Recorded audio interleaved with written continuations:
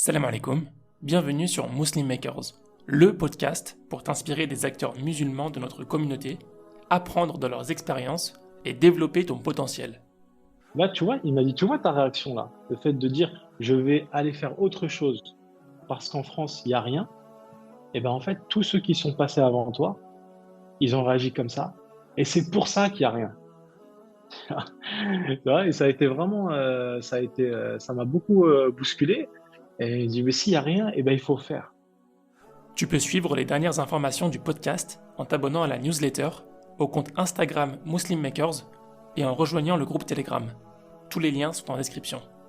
Bonne écoute. Salam alaikum wa rahmatullah, Amin. Wa alaykoum salam wa rahmatullahi wa barakatuh. Rahman. Comment vas-tu? Alhamdulillah, très bien de mon côté et toi-même. Écoute, ça va super. On parle un petit peu de nos occupations actuelles, là. On est pas mal pris de deux côtés. Alhamdoulilah, on a pu trouver un créneau, je suis content. Aujourd'hui, on va traiter d'un sujet, Inch'Allah, dont beaucoup de gens m'ont demandé, notamment les expatriés et les gens qui pensent à s'expatrier en termes de finances. Et alhamdoulilah, je suis content d'avoir cette discussion avec toi. Alors, pour commencer, Amine, je vais te demander de nous faire une petite présentation rapidement de qui tu es, d'où tu viens et ce que tu fais actuellement. Yes. Ah, bismillah ar-Rahman ar-Rahim.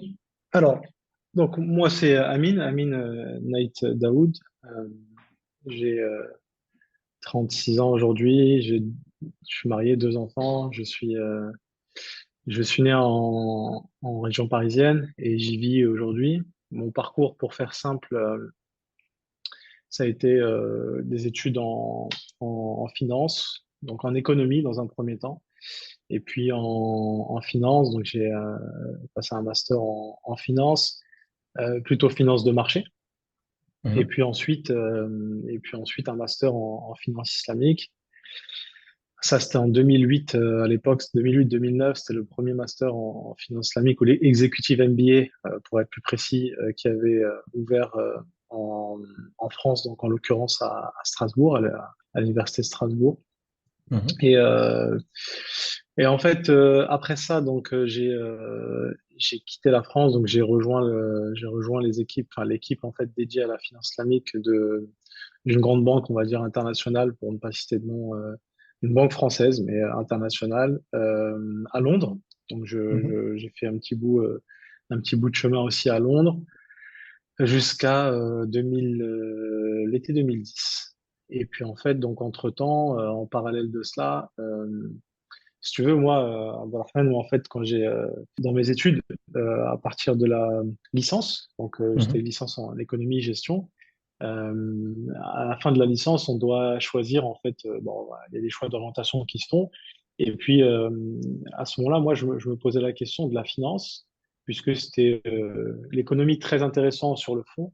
Mais voilà, quand on est étudiant en licence, quand on pense à économie, tout de suite, on pense à enseignement, recherche, tu vois, le pull en laine, le jean, etc. Le vieux jean et le Ouais. pull en laine, tu vois, c'est pas super attractif. Et à côté, Ouais. on nous parle de finance, tu vois, c'est, euh, c'est les grandes places, c'est la City, etc.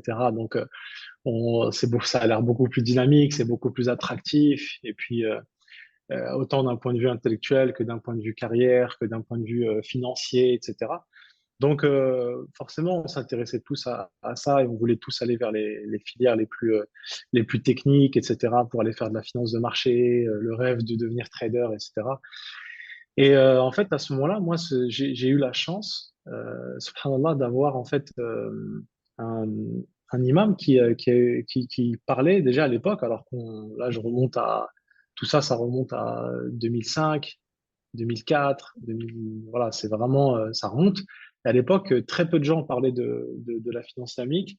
Ouais. Très peu de gens parlaient de manière générale du riba, de l'intérêt, des méfaits du riba, de quelles sont les alternatives qui peuvent exister, etc. Mhm. Très, très peu de gens en parlaient. Déjà aujourd'hui, peu de gens en parlent, mais c'est quand même beaucoup plus, c'est un sujet qui est quand même beaucoup plus présent, on va dire, Mhm. dans le quotidien de la communauté musulmane que ça l'était il y a 20 ans. Ouais. Mais voilà, j'ai eu la chance de tomber sur l'imam qui était peut-être un des pionniers, enfin je pense un des pionniers en la matière, qui est Cheikh Mohammed Al-Bashir Ould Sas, qui encore aujourd'hui est des chouïrs les plus, l'un des savants les plus éminents en France sur la question de la finance islamique.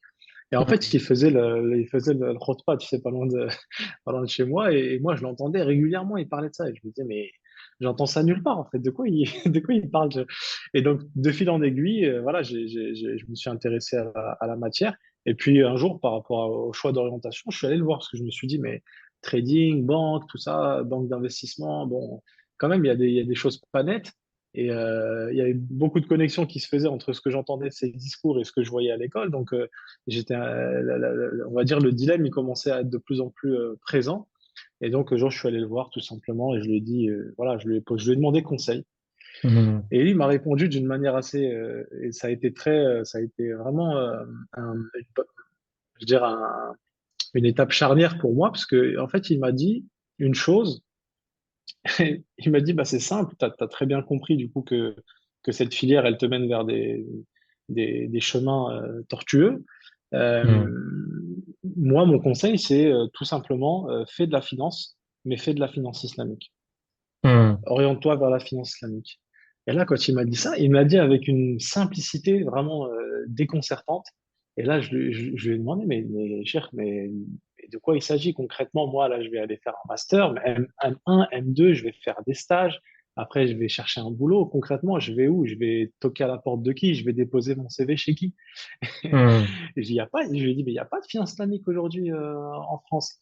Et il m'a dit une chose, il m'a dit, bon, de deux choses l'une, il y a l'étranger, donc ça c'est une chose, mais pour ce qui concerne la France, là, tu vois, il m'a dit, tu vois ta réaction là, le fait de dire, je vais aller faire autre chose parce qu'en France, il n'y a rien, et ben en fait, tous ceux qui sont passés avant toi, ils ont réagi comme ça, et c'est pour ça qu'il n'y a rien.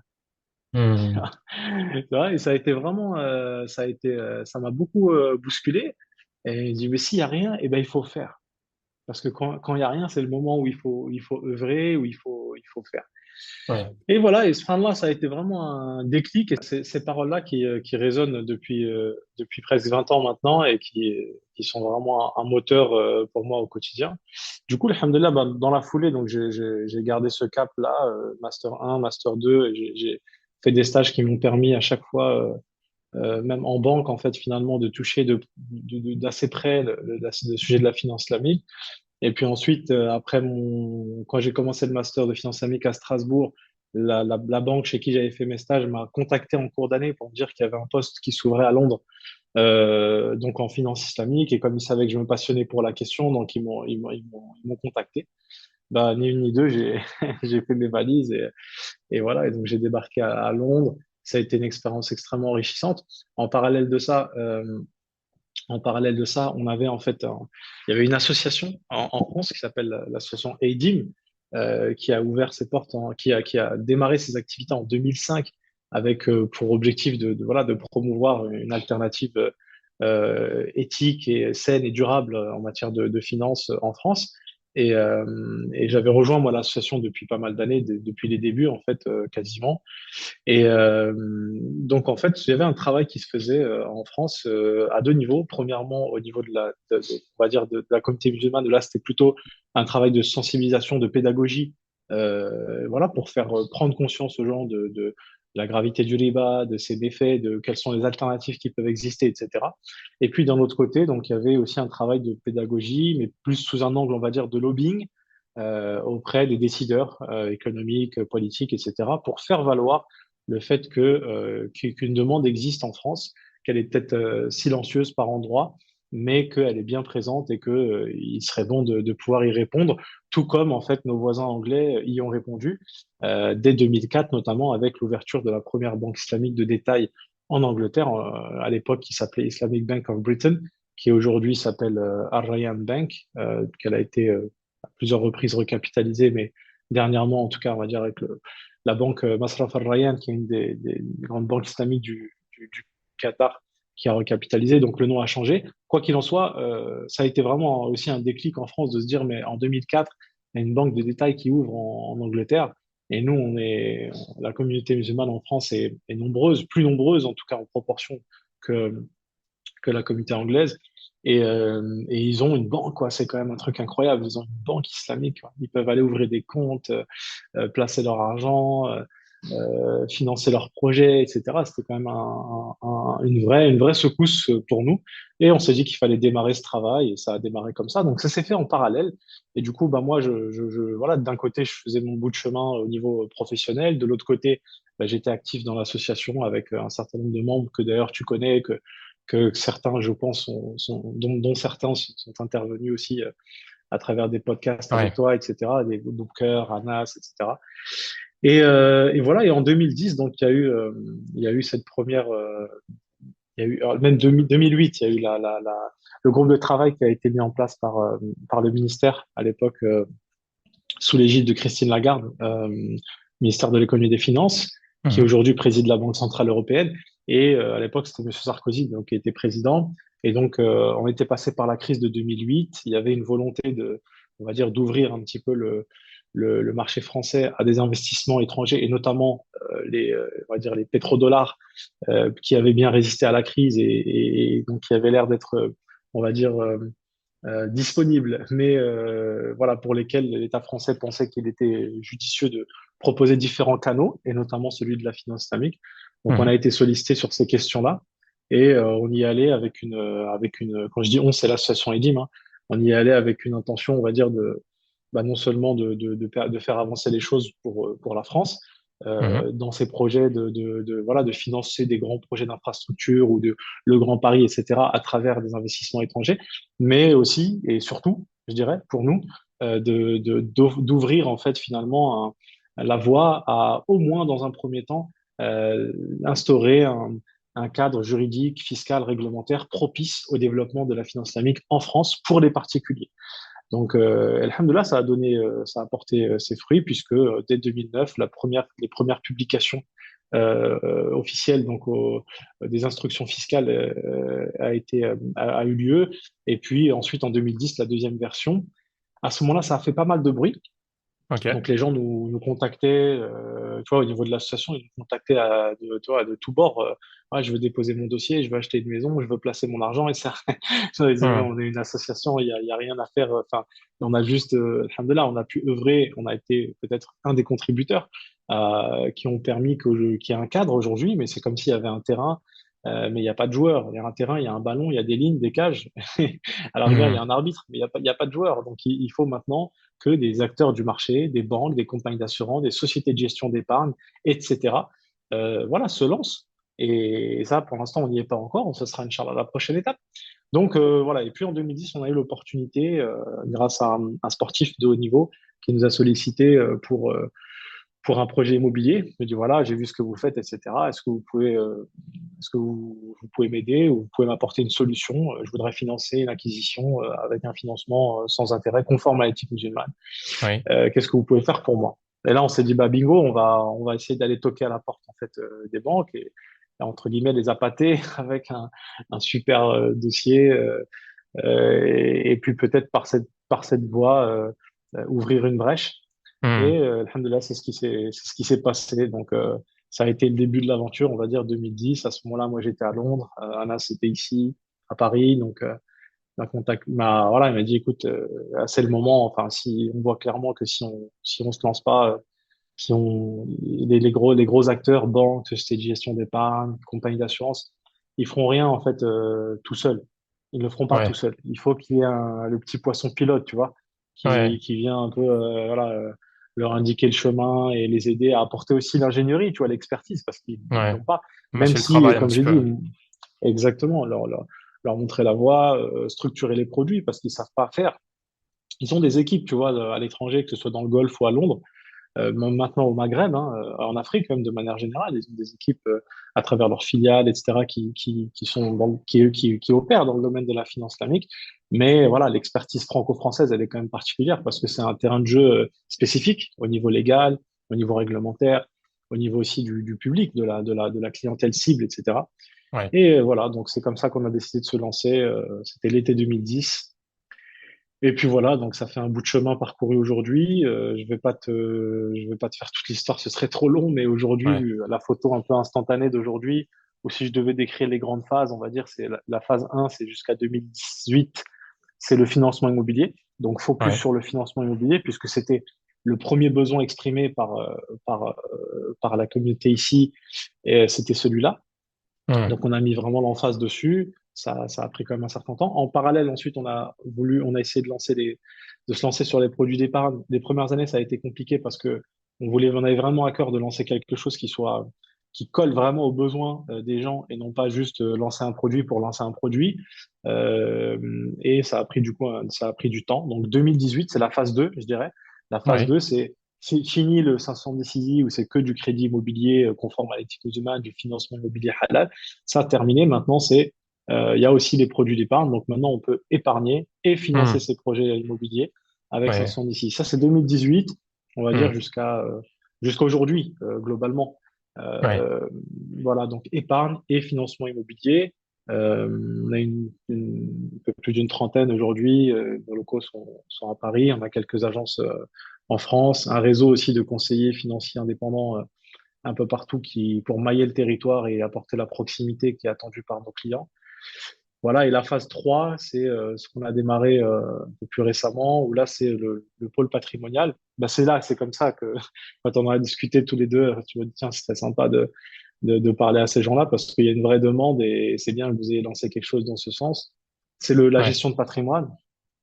Voilà, où là, donc, à travers une marque dédiée, donc c'est moi qui chapeaute ce projet-là, Ouais. qui s'appelle Connexcap Patrimoine. Et donc là, c'est une équipe dédiée de 8 personnes aujourd'hui, où en fait, on accompagne des clients qui ont des problématiques un peu plus spécifiques, qui Hmm. nécessitent une expertise un peu plus poussée Ouais. au niveau de la gestion de patrimoine. Et donc là, on parle notamment des expatriés, qui est le sujet qui nous intéresse aujourd'hui, et Hmm. également donc les médecins, professions libérales ou acteurs de la santé, les sportifs. Moi, à titre personnel, je m'occupe des sportifs de haut niveau Hmm. et les chefs d'entreprise. Voilà, globalement, c'est à peu près ça.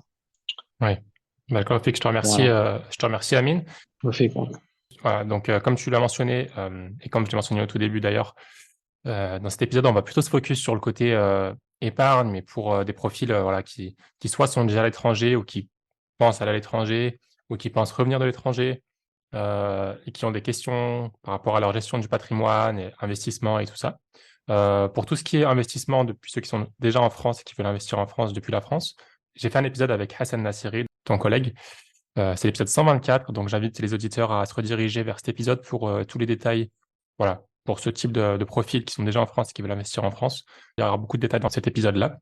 Donc, avant de rentrer dans le vif du sujet, Amine, pourquoi est-ce que c'est important de s'intéresser à l'épargne pour les expatriés, pour n'importe qui d'ailleurs, et pourquoi s'intéresser en particulier à l'épargne dite éthique ou islamique? Ouais, très bon point. Alors déjà, ce qui est intéressant de constater, donc ça fait quand même quelques années qu'on travaille avec les expatriés, c'est qu'on a quand même globalement deux profils. On a ceux qui s'y intéressent déjà et ceux on va dire, qui n'ont pas pris le sujet à bras le corps. Au final, ceux qui n'ont pas pris le sujet à bras le corps et qu'on va conscientiser, on va essayer de conscientiser, de bousculer un petit peu sur ces questions-là, on va revenir au final autour de quelques questions clés qui sont notamment, donc, quand on revient à la question des objectifs. Pourquoi est-ce que finalement on épargne? Ceux qui le font, qui investissent, qui épargnent, etc., pourquoi ils le font? Ça tourne principalement autour de trois sujets pour moi, de ce que j'ai observé. Premièrement, c'est tout ce qui va concerner la retraite, puisque quand on s'expatrie, eh bien on va dire il y a des avantages, des inconvénients. Et donc, souvent, il y a cette problématique de retrait, c'est-à-dire qu'on n'a plus vraiment de parachute à ce niveau-là. Euh, Certains cotisent à la CFE en France, d'autres ont des dispositifs privés auxquels ils vont recourir dans leur pays d'expatriation. Mais voilà, globalement, on voit quand même qu'il y en a beaucoup qui n'ont pas pris ce sujet en main et donc bah, ils avancent dans leur carrière, dans leur vie personnelle, etc. Et souvent, la vie des expatriés, ça bouge beaucoup parce qu'il y a aussi la distance avec la famille qui fait que ben, les moments où il y a de la disponibilité, bah, c'est orienté vers la famille. Ils bossent beaucoup aussi. Souvent, leur rythme il est assez Ouais. effréné. Il y a la famille qui se construit et tout, donc ils ont souvent même pas le temps en fait de trop de se concentrer sur ces sujets-là. Ouais. Et donc ça, c'est c'est le premier point pour moi. Le premier sujet, c'est la retraite. Le deuxième sujet, c'est les enfants. Les enfants, ça revient énormément, donc notamment la préparation de ce qui va, on va dire, après les études supérieures. Globalement, c'est souvent là le principal focus. Euh, Comment voilà, se préparer pour les études supérieures, puisque, bon, pareil, même chose, on sort, on quitte la France, où on a quand même un système éducatif qui reste aujourd'hui, même s'il y a il y aura probablement beaucoup à redire, mais on va dire que globalement, on est quand même plutôt bien loti avec des écoles où, voilà, si on a des bons résultats, etc., sur mérite, il y a possibilité d'intégrer de très bonnes écoles avec, au final, un rapport, on va dire, qualité-prix qui défie toute concurrence. Bah forcément, quand on n'a plus accès directement à ça ou qu'on envisage parfois, bon, juste les gens ne veulent pas forcément envoyer leurs enfants étudier ici, ils veulent leur donner l'opportunité aussi d'aller avoir une exposition internationale encore plus large, d'aller peut-être étudier en Angleterre, aux États-Unis ou autre. Bah, tout de suite, en fait, on est sur des budgets qui sont très conséquents. Et forcément, en termes de planification, c'est essentiel de s'asseoir et de poser ces sujets-là. J'aurais besoin, j'ai trois enfants, il y en a un qui a 5 ans, l'autre qui a 8 ans et le plus grand qui a 11 ans, ben voilà, mon horizon temporel, il est déjà défini. J'ai du 13 ans sur le premier, j'ai du 10 ans sur le deuxième et j'ai du 7-8 ans sur le troisième. Ça y est, j'ai mon horizon. Donc, à partir de là, il faut que je me dise, bah, très simplement, en logique mathématique de base, j'ai besoin d'un capital de X à horizon Y années. Et voilà. Et la variable qu'on Hmm. va chercher à définir, qui nous reste à définir, c'est combien je vais placer et qu'est-ce que ça va me rapporter en taux de rendement pour pouvoir atteindre ces objectifs au niveau Ouais. capitalistique. Donc c'est une problématique qui est très très présente chez les expatriés. Et après le dernier Ouais. point, le dernier que je vois, c'est la valorisation, ce qu'on appelle nos valorisations du capital. C'est parfois tout simplement, c'est aussi basique que ça, c'est de se dire j'ai de l'argent qui dort en fait. J'ai de l'argent qui dort, soit j'ai pas d'objectif déjà bien défini, soit les objectifs que j'ai définis, tels que la retraite ou les enfants, ben en fait j'ai déjà pris mes dispositions par rapport à ça. Maintenant j'ai de l'argent en fait en surplus. Qu'est-ce que je fais avec ça? Je veux pas que ça Hmm. dorme. Voilà, il y a l'inflation qui court. Il y a Zakat Mal qui passe tous les ans me faire le petit rappel comme quoi, bah voilà, qui m'incite, on va dire, à faire circuler mon argent dans l'économie. Qu'est-ce que je fais? Qu'est-ce que je peux faire? Comment valoriser Hmm. ce capital? Voilà. Moi, c'est les trois gros sujets que je vois en règle générale. Ouais. Alors, encore une fois, avant d'entrer dans les détails, je vais traiter un peu des sujets de fond. Moi, de ce que je peux voir, c'est je vois en gros deux extrêmes de type de personnes quand on leur parle d'investissement. Et après, il y a tout ce qui est au milieu, hein, bien sûr. Mais on va dire qu'il y a l'extrême des personnes qui se connaissent un petit peu quand même, voilà, qui travaillent déjà dans la finance ou en tant qu'expatriés, ils sont exposés voilà, un environnement où les gens investissent, du coup, ils apprennent. Mais ils se posent pas trop de questions sur voilà, halal, haram, ils investissent, voilà, il peut y avoir des intérêts, mais tant pis, il n'y a que ça, et voilà.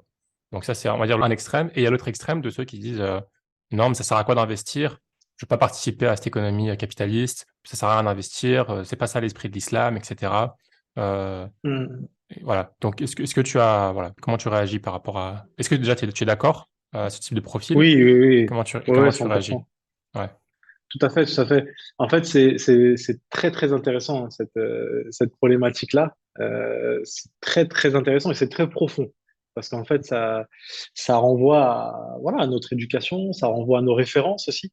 Et effectivement, on constate ça. Donc, d'une part, donc, en fait, on a l'impression qu'il y a un conflit entre, d'une part, le fait de chercher à investir, donc d'une certaine manière, de chercher à s'enrichir, d'une certaine manière, du coup, de chercher à...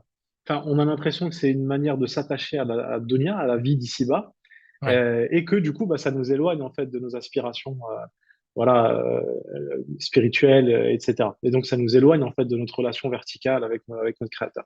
On a Hmm. vraiment cette impression-là que tu vois, le mythe de Zod, vraiment de l'ascétisme, tu vois, c'est Hmm. comme ça c'était la perfection, et du coup, bah, plus on s'éloigne de ça c'est l'extrême, et donc l'autre extrême, c'est dès que je m'en rapproche, bah, ça me fait peur. Mhm. Alors que, Et typiquement, effectivement, juste un petit détail pour donner des exemples. Typiquement, dans des groupes, il y a certains groupes où voilà, des groupes sur Facebook et tout. À l'époque, je regardais.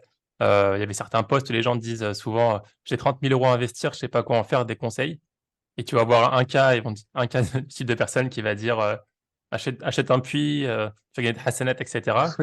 c'est Et l'autre ça. qui va dire, investis dans l'immobilier, achète un bien avec des intérêts, peu importe, c'est pas grave. Ça va être les deux types de commentaires que tu Voilà, c'est retrouves. ça. C'est marrant. Exactement. C'est très correct. C'est-à-dire que si tu devais prendre une centaine de commentaires comme ça, une distribution de 100 commentaires, bah, en fait, tu aurais effectivement ces deux pôles. Et puis après, finalement, le juste milieu, qui est censé, qui doit être notre voie, bah, en fait, est très peu représenté. On va pas avoir cette notion de, bah, en fait, d'un côté, euh, le fait de, je reviens finalement à ce que je disais juste avant. Tu vois, quand- la dernière fois, j'étais dans une intervention, il y avait pas mal de monde, beaucoup un public de médecins, etc.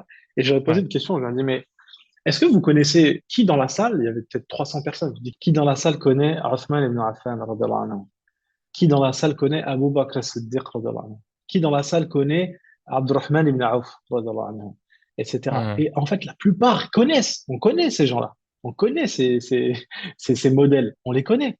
Et donc, tout le monde sait que ces personnes-là étaient, et sont les meilleures personnes qui aient foulé cette terre, et en même temps, des personnes qui étaient riches. Et donc, c'est-à-dire qu'il n'y a pas de conflit, en fait. Il n'y a pas de conflit entre sa foi et la richesse. Du coup, la question se pose de pourquoi finalement donc on associe à, à, à ce chemin d'aller vers l'enrichissement, se constituer un patrimoine, développer son patrimoine, etc. Pourquoi on l'associe à quelque chose de négatif d'un point de vue de la foi, d'un point de vue de la spiritualité? Moi, ma conclusion, c'est qu'en fait, c'est parce qu'on y associe, ce sont les moyens qui, dans notre esprit, sont mauvais, et du coup, finalement, on a mis tout ça dans le même panier. Comme Mhm. historiquement, on n'avait pas des solutions conformes à l'éthique musulmane pour aller sur ce chemin-là de manière apaisée d'un point de vue spirituel, d'un point de vue de sa foi, et ben finalement, on a associé, et c'est comme si on se disait qu'on avait que deux options. C'est soit on choisit l'ascétisme, je caricature un peu, soit on choisit l'ascétisme, soit on choisit l'enrichissement, mais d'une manière qui est haram. Alors Ouais. qu'aujourd'hui, alhamdulillah, et depuis plusieurs années maintenant, eh ben, il existe une troisième voie qui est celle du juste milieu où, alhamdulillah, on peut développer son patrimoine d'une manière qui soit conforme à son éthique. Et maintenant, il y a un Mhm. petit chemin quand même à parcourir pour ceux qui avaient opté pour l'ascétisme. Il y a un petit chemin en fait à parcourir pour se réapproprier ces sujets-là et se dire que voilà, moi je vais y aller et je vais m'y aller à fond. Mais par contre, je vais faire comme les compagnons. C'est-à-dire que, donc ça veut dire deux choses principalement. Premièrement, ça veut dire ne déroger à aucune règle, ne déroger à aucune règle de din. Donc, les règles de conformité, les principes de la finance islamique, etc., ils sont connus ou si on ne les connaît pas, on peut s'y intéresser et les apprendre au moins les bases pour avoir les bons réflexes quand on est face à des possibilités qui nous sont proposées par différents acteurs, etc. Mhm. Et puis, le deuxième point, c'est qu'ils ont toujours, ce qu'on observe chez ces modèles, c'est qu'ils ont toujours aussi veillé à ce que, quand bien même, évidemment, la première étape, c'est la condition sine qua non, c'est respecter strictement les règles, pas de riba, pas d'investissement dans les secteurs illicites, pas de rara, et ainsi de suite. Mais ensuite, le deuxième élément, c'était, une fois qu'on a fait ça, bon, on est dans le halal. Mais eux, ils ont été plus loin que ça. Ils ont fait en sorte que ce chemin de l'enrichissement, en fait, il ne soit, il est, je dirais, même dans leurs préoccupations du quotidien, Mhm. qu'ils fassent en sorte que ce soit jamais une préoccupation du quotidien au point de prendre trop de place Ouais. sur la recherche voilà, de la quiétude, etc. Et donc, en fait, ça s'est matérialisé par quoi? Bah, ils faisaient beaucoup de dons. Ils étaient très Mhm. généreux. Ils n'hésitaient pas voilà, on a un exemple de Omar ibn Khattab qui avait un jour, donc en travaillant une terre, avait raté en fait la prière en groupe. Et là, je parle de la prière en groupe, hein, donc c'est pas à la mosquée. Donc, il s'agit pas de rater la prière, hein, Ouais. qu'on s'entende bien. Et en fait, et suite à ça, en fait, il est arrivé à la mosquée, il avait raté la prière en groupe, et en fait, il a fait don de la terre qu'il était en train de travailler en disant que, en gros, dans le sens hein, du récit, elle m'a occupé. Elle m'a Hmm. occupé, c'est-à-dire elle m'a Subhanallah. shaghalatni fi dunya. Elle m'a préoccupé dans le dunya. Elle m'a fait oublier l'essentiel. Donc, paf, voilà, j'en fais don. Et puis voilà. Donc, Ouais. alors, c'est peut-être des cas, machallah, ça nous paraît, nous, forts, très forts, mais ce sont des exemples qui les leçons dont qu'on doit en tirer, en fait, Hmm. c'est ça, c'est de ne faire en sorte que l'argent reste toujours dans la main et qu'il rentre jamais dans le cœur. Voilà. Ouais. Ça, c'est vraiment les points essentiels. Pour moi, une fois qu'on a passé ce cap-là, après, aujourd'hui, alhamdoulilah, il y a plein de solutions. Donc, il faut y aller à fond, il ne faut pas s'en priver, au contraire. Et en plus, c'est une responsabilité. C'est une Hmm. responsabilité à titre personnel, parce qu'on sera interrogé sur ça. Comment on a gagné notre argent? Qu'est-ce qu'on en a fait? Donc, si Hmm. on avait l'opportunité de développer son patrimoine, d'en faire Ouais. profiter sa propre personne, mais aussi sa famille, son entourage, d'en faire profiter la communauté au sens plus large, communauté musulmane, communauté nationale, d'en faire profiter voilà, des causes nobles, etc. Ben, en fait, pourquoi on s'en est privé? Parce Hmm. qu'on avait des préjugés, on ne s'était pas intéressé réellement à la question et on a tiré un trait sur le sujet. Non, c'est pas une attitude responsable. Ouais. Euh, voilà, donc ce que j'avais à Très dire bien. sur cette Ouais. question. Très bien. Là, tu as plutôt réagi aussi par rapport au côté voilà, plutôt asset, ceux voilà, qui sont réticents à investir. Et pour les personnes qui, de l'autre côté, investissent, mais en regardant pas où ils investissent, en regardant juste le profit, par exemple, en essayant juste de faire grossir leur patrimoine, pourquoi c'est important pour cette catégorie de personnes, l'autre extrême, de faire attention à où ils Mm, investissent? mm. Alors, là, je vais te répondre de deux manières, Abdelrahman, si tu me permets. La première, c'est que moi, d'un point de vue de, si tu veux, je suis pas imam, je suis pas, voilà, donc c'est pas mon rôle de faire un rappel entre guillemets sur les méfaits du riba, que ce soit d'un point de vue personnel pour la personne ou que ce soit d'un point de vue sociétal. Ça, c'est moins mon rôle, on va dire. Par Hmm. contre, là où moi, effectivement, je peux apporter un commentaire ou une partie de réponse à ta question, c'est que, en fait, de ce que j'ai quand même pu observer, pour beaucoup d'entre eux, s'ils ont la possibilité de choisir, voilà, ils vont quand même choisir l'option conforme à l'éthique musulmane, ils vont quand même Hmm. choisir l'option éthique. Hmm. Il n'y avait pas de possibilité jusque-là, ou en tout cas jusqu'à il y a quelques années. Euh, Aujourd'hui, il y en a. Certains sont informés, d'autres pas encore. Mais en règle générale, on va quand même avoir voilà, un réflexe de s'intéresser à l'alternative licite, halal, éthique, plutôt Hmm. que de rester dans ce chemin. La raison qui faisait que, c'était de dire, bah, il y a pas, j'ai pas le choix. Voilà. Hmm. Aujourd'hui, il y a le choix. Alors certes, après, on rentre dans d'autres sujets. On voit bien que c'est pas le même cheminement Ouais. que la Ouais. personne qui était, comme on a dit, celui qu'on a qualifié d'asset. Hein. C'est encore une fois Hmm. un peu trivial, mais voilà, c'est pas le même cheminement. Le Hmm. cheminement de celui qui était déjà dans les investissements, mais qui faisait pas attention à ce dans quoi il investissait, la manière dont il finançait ses projets, etc. Bon, lui, il y a le sujet de, voilà, maintenant tu as le choix d'aller vers une alternative éthique. Et après, souvent, là où ça va grincer un petit peu des dents, c'est sur la question du coût.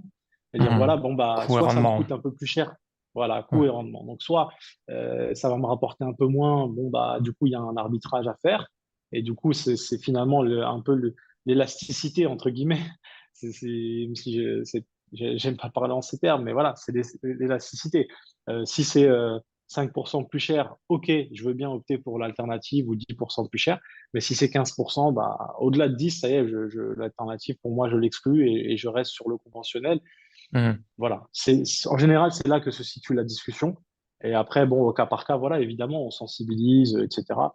Et on incite aussi tous les acteurs à le faire, à accorder du temps à ces questions de pédagogie, de sensibilisation. Nous, on essaye de le faire depuis une quinzaine d'années, vingtaine d'années. On continue encore aujourd'hui, régulièrement sollicité pour des conférences, des interventions, etc. Ben, on le fait pour continuer voilà, à sensibiliser et on a bon espoir que ça évolue dans le bon sens. D'autant plus que faut quand même garder à l'esprit que on est aujourd'hui bien aidé quand même parce que ce qu'on observe aujourd'hui des dérives du système capitaliste, Je veux dire, on n'est même plus. Avant, on avait l'impression d'être en train de prêcher dans le désert. Hmm. Aujourd'hui, c'est plus le cas. Je veux dire, on n'a pas besoin d'être musulman aujourd'hui pour se rendre compte qu'il y a des choses qui vont pas et pour être sensibilisé à ça. Quand on voit le développement, par exemple en France, de l'investissement socialement responsable et la croissance folle de ce type d'investissement, pareil pour la finance solidaire, on voit quand même que voilà, les gens s'interrogent sur comment fonctionne le système capitaliste. Il y a quand même des choses qui ont l'air de pas rouler, de fonctionner correctement. On voit les méfaits d'un point de vue de l'urgence climatique, d'un point de vue de l'environnement, etc. Bon, donc on est, on est très confiant du fait que ça va beaucoup aider à la prise de conscience et que ça va aller que dans le bon sens, Inch'Allah. Hmm. Je voudrais ajouter, avant qu'on continue, une troisième catégorie de personnes que je trouve intéressant. C'est les personnes qui, voilà, ont compris que c'est important d'investir dans le halal, hein, dans quelque chose de licite, c'est islamiquement parlant. Mais du coup, ce qu'ils vont rechercher, c'est juste, ils vont juste regarder le rendement, par exemple. Et on va pas forcément regarder où est-ce qu'on investit, quel est l'impact sociétal, etc., etc. Donc, c'est une catégorie qui, on va dire, rentre dans les cases du halal, mais voilà, qui rentre juste dans les cases, mais voilà, qui ne regarde pas forcément l'impact derrière. Euh, Mm. pour avoir tendance à penser que c'est quand même, ça reste quand même important de regarder où est-ce qu'on investit, pourquoi on investit, quel impact on a derrière. Est-ce que tu as quelque chose à commenter aussi par rapport à ça? Oui, oui, oui. Oui, oui. Alors en fait, le premier, ça, c'est un sujet sur lequel souvent en tout cas, je considère que qu'on se trompe sur ce sujet-là. Mhm. D'une part, le halal, c'est le départ, c'est le point de départ. Quand Mhm. on a passé le halal, après, on peut cheminer vers l'ihsan, vers la recherche de l'excellence, etc. Il y a aucun problème. Mais il faut d'abord commencer par le halal. Halalan Mhm. tayyiba, c'est d'abord halal, ensuite tayyib. Donc d'abord le halal et ensuite on va rechercher l'excellence. Et Mhm. ça, c'est le premier élément. Le deuxième, et donc aujourd'hui, on a souvent des réactions de ah oui, mais attends, tu me proposes d'investir dans un fonds d'investissement, par exemple en actions, avec voilà, des critères de sélection, il n'y a pas les critères financiers, des ratios, etc., qui sont validés par l'AOIFI, on va dire le plus grand comité de savants spécialisé dans la finance islamique, etc. Mais par contre, attends, je vois que dans ce que tu me proposes là, il y a l'action de telle société ou telle société qui, moi, à ma connaissance, voilà, n'a pas forcément une très bonne empreinte d'un point de vue environnemental, par exemple. Mhm. En fait, là, moi je dis attention, évidemment qu'il faut avoir ce souci-là, évidemment, mais ça ne doit pas devenir l'excuse pour ne pas y aller. Mhm. Parce que d'abord, il faut aller dans le halal et ensuite, là-bas, on va rechercher les ihsan. Aujourd'hui, si on a des fonds d'investissement, par exemple islamiques, on n'a pas de fonds d'investissement islamique socialement responsable, c'est-à-dire en appliquant double critère. Pourquoi? Parce que si on Mhm. applique double critère, en fait, il n'y a plus rien, il n'y a plus aucune société dans laquelle on peut investir. Et comment faire en sorte que cet univers d'investissement il grandisse? Bah, d'abord, il faut qu'il y ait plein de fonds islamiques, que les fonds islamiques ils soient hyper successful.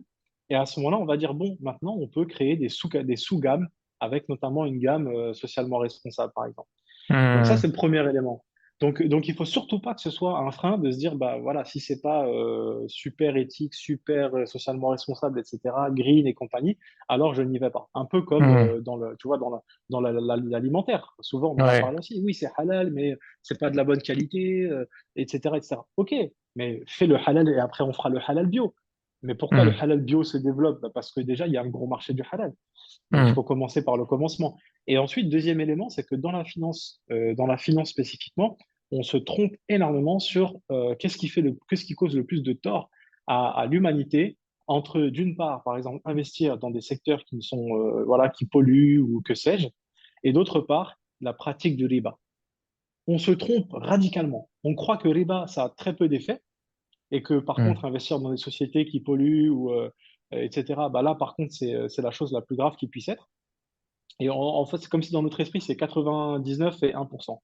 Alors qu'en Mhm. fait, c'est quasiment le contraire. Quasiment le Mhm. contraire.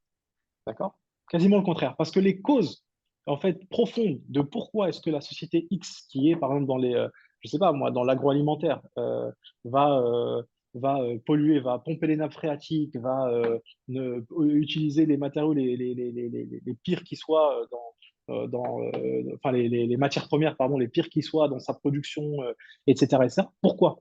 C'est parce qu'en réalité, derrière, elle doit atteindre un certain niveau de rendement. Et pourquoi elle Hmm. doit atteindre un certain niveau de rendement? Aujourd'hui, un actionnaire, il demande en dessous de 10% et il discute pas avec toi, quelqu'un qui investit en equity. Pourquoi ça? Parce qu'en fait, il a un point de comparaison. Son point de comparaison, c'est quoi? C'est que le système capitaliste admet qu'on puisse rémunérer de l'argent juste pour de l'argent. C'est ce qu'on appelle l'intérêt. Et donc, en Hmm. fait, aujourd'hui, et surtout actuellement, on le voit parce que les taux ont augmenté. Aujourd'hui, je dépose mon argent et donc, entre guillemets, je prête mon argent à la banque avec des intérêts. Je gagne 3%, 3,5%, 4% selon où je suis, quel pays, etc. D'accord? Donc, Hmm. forcément, quand la société qui vient me solliciter en tant qu'actionnaire pour investir avec elle, me propose 5 ou 6% de rendement, est-ce que je vais investir avec elle? Jamais de la vie. Parce que moi, je fais Hmm. un calcul très simple. De l'autre côté, j'ai zéro risque et on me donne 4%. Toi, tu me fais prendre des risques et tu me donnes 5 ou 6%. Mais je ne vais jamais investir avec toi. Ce que tu me proposes comme rendement supplémentaire, en fait, ne compense pas le risque que je prends. Donc, il faut que tu Hmm. me ramènes du 10%, du 12%, du 15%. Sinon, je n'investis pas avec toi. Et donc, qu'est-ce qu'elle fait, l'entreprise? Et ben, c'est à ce moment-là qu'elle commence à faire n'importe quoi. C'est là qu'elle pollue. C'est là qu'elle fait travailler des enfants. C'est là qu'elle provoque des conflits géopolitiques bidons partout dans le monde et bizarrement que dans des États, dans des pays où il y a des ressources naturelles, etc., etc. C'est là qu'on tombe dans tous ces méfaits et tous ces méfaits qui causent du tort à toute la création d'Allah subhanahu wa ta'ala. Et c'est pour ça qu'Allah subhanahu wa ta'ala nous parle d'une déclaration de guerre dans le Coran vis-à-vis de celui qui pratique le riba. C'est pour ça. Et nous, en fait, on ne regarde pas ce côté de l'histoire. Imaginons que Hmm. maintenant, on est dans un système qui n'est pas un système capitaliste, c'est le système financier, entre guillemets, islamique. Donc, il n'y a pas de la pratique de l'intérêt est prohibée. OK. Donc, si je ne prends pas de risque, qu'est-ce qui m'arrive, en fait? Si moi, je dis, avec mon argent, je ne veux pas prendre de risque, qu'est-ce que Hmm. ça implique? Ça implique que je n'investis pas. On est d'accord. Je n'investis pas. Je laisse mon argent dormir. Et si je laisse mon argent dormir sous le matelas, qu'est-ce qui se passe? Eh ben, en fait, il va déjà se fructifier zéro. Et en plus de ça, je vais payer Zakat al dessus. Donc, je vais Hmm. faire moins 2,5% tous les ans. Et toi qui as fait des maths sûrement plus que moi, eh ben, tu sais que voilà, avec il y aura une petite asymptote au niveau du NISAP, mais grosso modo, entre 35 et 40 ans, un capital, quel qu'il soit, de 100 000, 1 milliard, 10 milliards de dollars, eh ben, en fait, au bout de 35 à 40 ans, avec Zakat qui passe tous les ans à 2,5%, qui vient fonctionner tous les ans 2,5%, mon capital va se résorber totalement en Plus 35 à l'inflation. 40 ans, ou du moins, je laisse même de côté l'inflation. Ça, c'est bonus. Pour rajouter Hmm. l'inflation, de 35 à 40 ans, on va descendre à 25 ans, si tu veux. Donc, en 35-40 ans, mon capital aura disparu, anéanti. Pourquoi? Parce que j'ai choisi de laisser l'argent dormir. D'accord? Hmm. Donc, en fait, moi, en tant qu'investisseur musulman, quand un entrepreneur vient me proposer un projet avec 5% de rendement, est-ce que moi, je suis content? Ah oui, je suis content parce que je compare 5% avec moins 2,5% dans le cas où je prends zéro risque et je laisse mon argent dormir. Ça me Ouais. fait une compensation du risque de l'ordre de 7,5%. Bah, évidemment que je suis content. Et donc, je vais investir. Et est-ce qu'en investissant dans les entreprises qui font du 5%, est-ce on cause du tort à toute la création d'Allah subhanahu wa ta'ala? Non, on produit de la richesse d'une manière qui est saine et équilibrée. Hmm. Donc, en fait, la pratique de l'interdiction de l'intérêt, c'est pas pour rien que Ouais. l'emphase est mise sur ce sujet-là de manière très, très, très poignante, autant dans le Coran que dans la Sunna, que dans les hadiths. C'est très, Hmm. très violent, hein, les injonctions vis-à-vis de la pratique du riba. Mais souvent, on ne comprend pas. On se dit, mais pourquoi on dirait, enfin, il n'y a pas mort d'homme. Je veux dire, j'ai pris un petit crédit ou j'ai placé de l'argent avec quelques pourcents d'intérêt. Il n'y a pas mort d'homme. J'ai fait du mal à personne. Pourquoi est-ce Allah subhanahu wa ta'ala, il nous parle de déclaration de guerre? C'est quand même, ça a l'air d'être un truc grave. C'est parce qu'on ne Hmm. voit pas la portée. Là, quand on comprend la portée, ça y est, on a compris qu'en fait, le sujet de oui, mais la société, elle me verse 5%, mais elle pollue un petit peu. Non, c'est pas pour ça qu'elle pollue. Pourquoi elle pollue? Elle pollue parce qu'on leur demande de cracher du 15%, alors qu'elles ne peuvent pas faire ça. Et on ne Hmm. peut pas vendre des produits ad vitam aeternam 2 fois plus cher, 3 fois plus cher. Si je ne peux pas augmenter mon chiffre d'affaires, je dois faire quoi? Eh ben, je dois baisser mes charges. Si je baisse mes Hmm. charges, ben, je vais faire quoi? Et ben voilà. C'est QFD, on a résolu le problème. Enfin, résolu le problème. Ouais. On a Ouais. pointé du doigt, en tout cas. Hmm. Avant d'entrer dans la question vraiment pratique, on va y venir, hein, mais cette discussion-là, elle me fait poser des questions. Elle me rappelle des choses en même temps que tu évoques. Tu sais, il y a souvent l'idée que le système capitalistique dans lequel on vit, c'est pas bien, il faut un système islamique, etc., etc. Le problème que je vois, moi, par rapport à ça, c'est que les gens, parfois, ils idéalisent un petit peu en se disant, il nous faut un système islamique, sinon ça marcherait pas et tout ça. Mais c'est quelque chose qu'on n'arrive pas à concevoir, on sait pas c'est quoi, tu vois.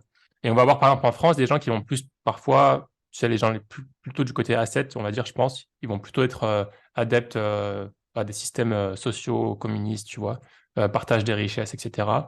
Ils aiment bien ce système-là, tu vois. Et les autres investisseurs, ils sont plutôt capitalistes. Mais en fait, il y a un peu de bon dans certains.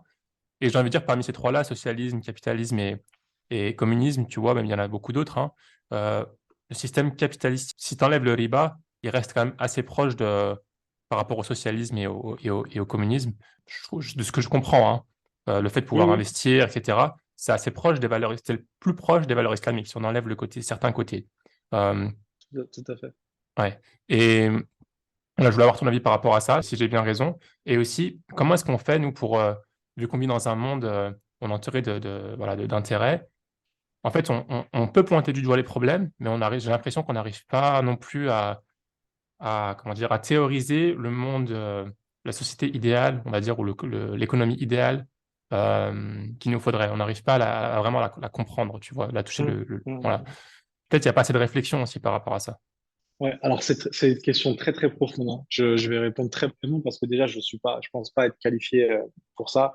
Et en plus le thème c'était plus finance, on va dire, que Mm. Mm. économie ou voire même économie politique. Donc en fait, effectivement, moi en tout cas de ma petite fenêtre, ce que je vois c'est que je partage ce que tu évoquais juste avant. Je pense que le système économique islamique est plus proche du système capitaliste. Mais en fait, le truc, c'est que pour imager ça, quand tu dis on enlève la pratique du riba, etc., en fait, c'est ce que je disais juste avant. On a l'impression que c'est un petit sujet de retirer la Mm. pratique du riba. Et en fait, Mm. comme on ne mesure pas réellement l'impact de ça, on se dit que non, ça peut pas être ça. Ça peut pas être que ça. Et en fait, ça, c'est déjà un gros morceau. Si déjà on arrive à faire ça, Ouais. bah, voyons ce que ça donne après. Et tout à l'heure, j'ai évoqué le fait que bah, les modèles qu'on a, on voit bien que notre système prévoit toute la partie sociale, donc la prise en charge voilà, des nécessiteux, etc., que ce soit par leur prise en charge effective ou par le fait de leur offrir des opportunités, grâce notamment au fait que l'investissement est recommandé, conseillé et promu dans l'économie islamique. Et voilà. Donc, moi, je pense que globalement, effectivement, on pencherait plus, en tout cas, il y a plus de connexion avec le système capitaliste, mais les points de divergence sont des points qui sont beaucoup plus structurants qu'on le croit. Mm. Ouais. Voilà. C'est globalement ce sur quoi je m'arrêterai. Ouais. Et si, par contre, tu veux faire un truc, tu veux faire un podcast là-dessus, je pense avoir quelques personnes très intéressantes à te recommander, Inch'Allah.